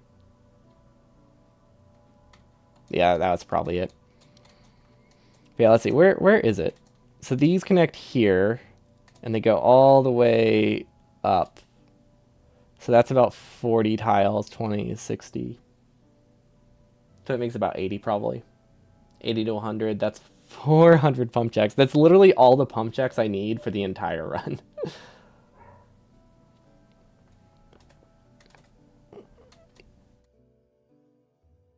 Yeah, we'll add a note. Move pump jack, refinery, chem plant logic closer. Refine chem plant optional, since you need more. There we go. That'll help. We'll do that post power poles. After power poles. Move pump jack, refinery, chem plant logic closer to the train. Refinery, chem plants optional, since they're less wasteful. Yeah, with the pump jacks, the buffer is like probably twice what I need for like every outpost combined. Whereas the refineries, much less. They go much less far. They don't go as far. And I also need like 8 times as many. No, almost 20 times as many. Yeah, that's it for me today. So I'll be back. Let's see, is it Tuesday? Yeah, it's Tuesday. So I'll be back Friday and Saturday for some burner design, and then I'll pretty much be. I won't be streaming again until the following Friday. So yeah, I have to take pretty much this entire week off to help with family stuff. So no streams Sunday through Tuesday next week. But we should have this next Friday and Saturday for more burner designs. So you wouldn't move the logic closer, just that when you have power poles up, you can run wires along the pole to turn off the outserters for expensive, wasteful items like belts that buffer all day, but pump jack can be limited. That's what I meant by move the logic a little closer, because I have that logic already to do that. It's just really close to the assemblers rather than close to the train.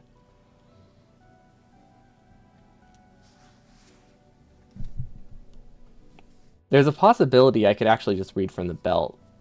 Like if I had this read from here and disable if there were 4 here, that would like have the buffer. So there's a good chance we can also just read directly from belts. Because having to make a buffer chest could be problematic, but having to read from belts, that's viable. What are the high ticket items? Honestly, it's really just these. This row is the stuff that's really high ticket and really low. Like these are really expensive and used in very low quantities relative to the belt buffer. These we need hundreds of, so the belt buffer is useless. These are actually kind of pricey. We didn't connect splitters. Connect red splitters. Actually, I might be able to do that right now. Because I think it doesn't go very far, right? Because I'm pretty sure the red splitter connection's over here. Yeah, never mind. That's something we can do right now. I thought I had to go much farther. Anything with steel is likely high ticket. Yeah, especially with steel chests. Pretty much steel chests have a very low priority for steel. They're actually a very important item. But I kind of forgot about them, so they're built in a spot that they don't get much prio. So anywhere we save steel will make it that they just produce a little bit more consistently. Uh-oh. I lost track of the belt. I think this is good. Yes, technically.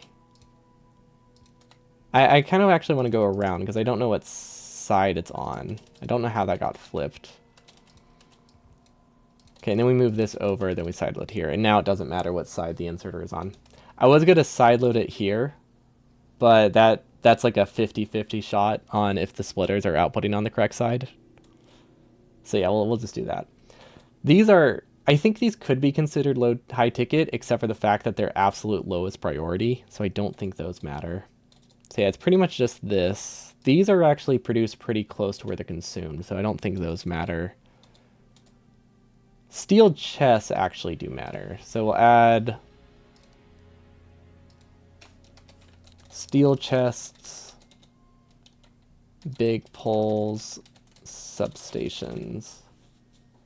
Actually substations especially, since they use red chips as well. Which, for the most part, they don't use a lot. But these are also red chips that are supposed to go into modules, so we don't want to overproduce a ton. But there's also a good chance that the run is slow enough that these optimizations don't matter, because realistically, none of them will save more than like 15 minutes total. And not like not like 25 minutes each, just like all of them combined might save like 15 minutes. Because really, the belts will back up pretty fast. But yeah, that's it for me today. I'll be back Friday. So I hope y'all have a wonderful evening, and I'll see y'all next time. Peace.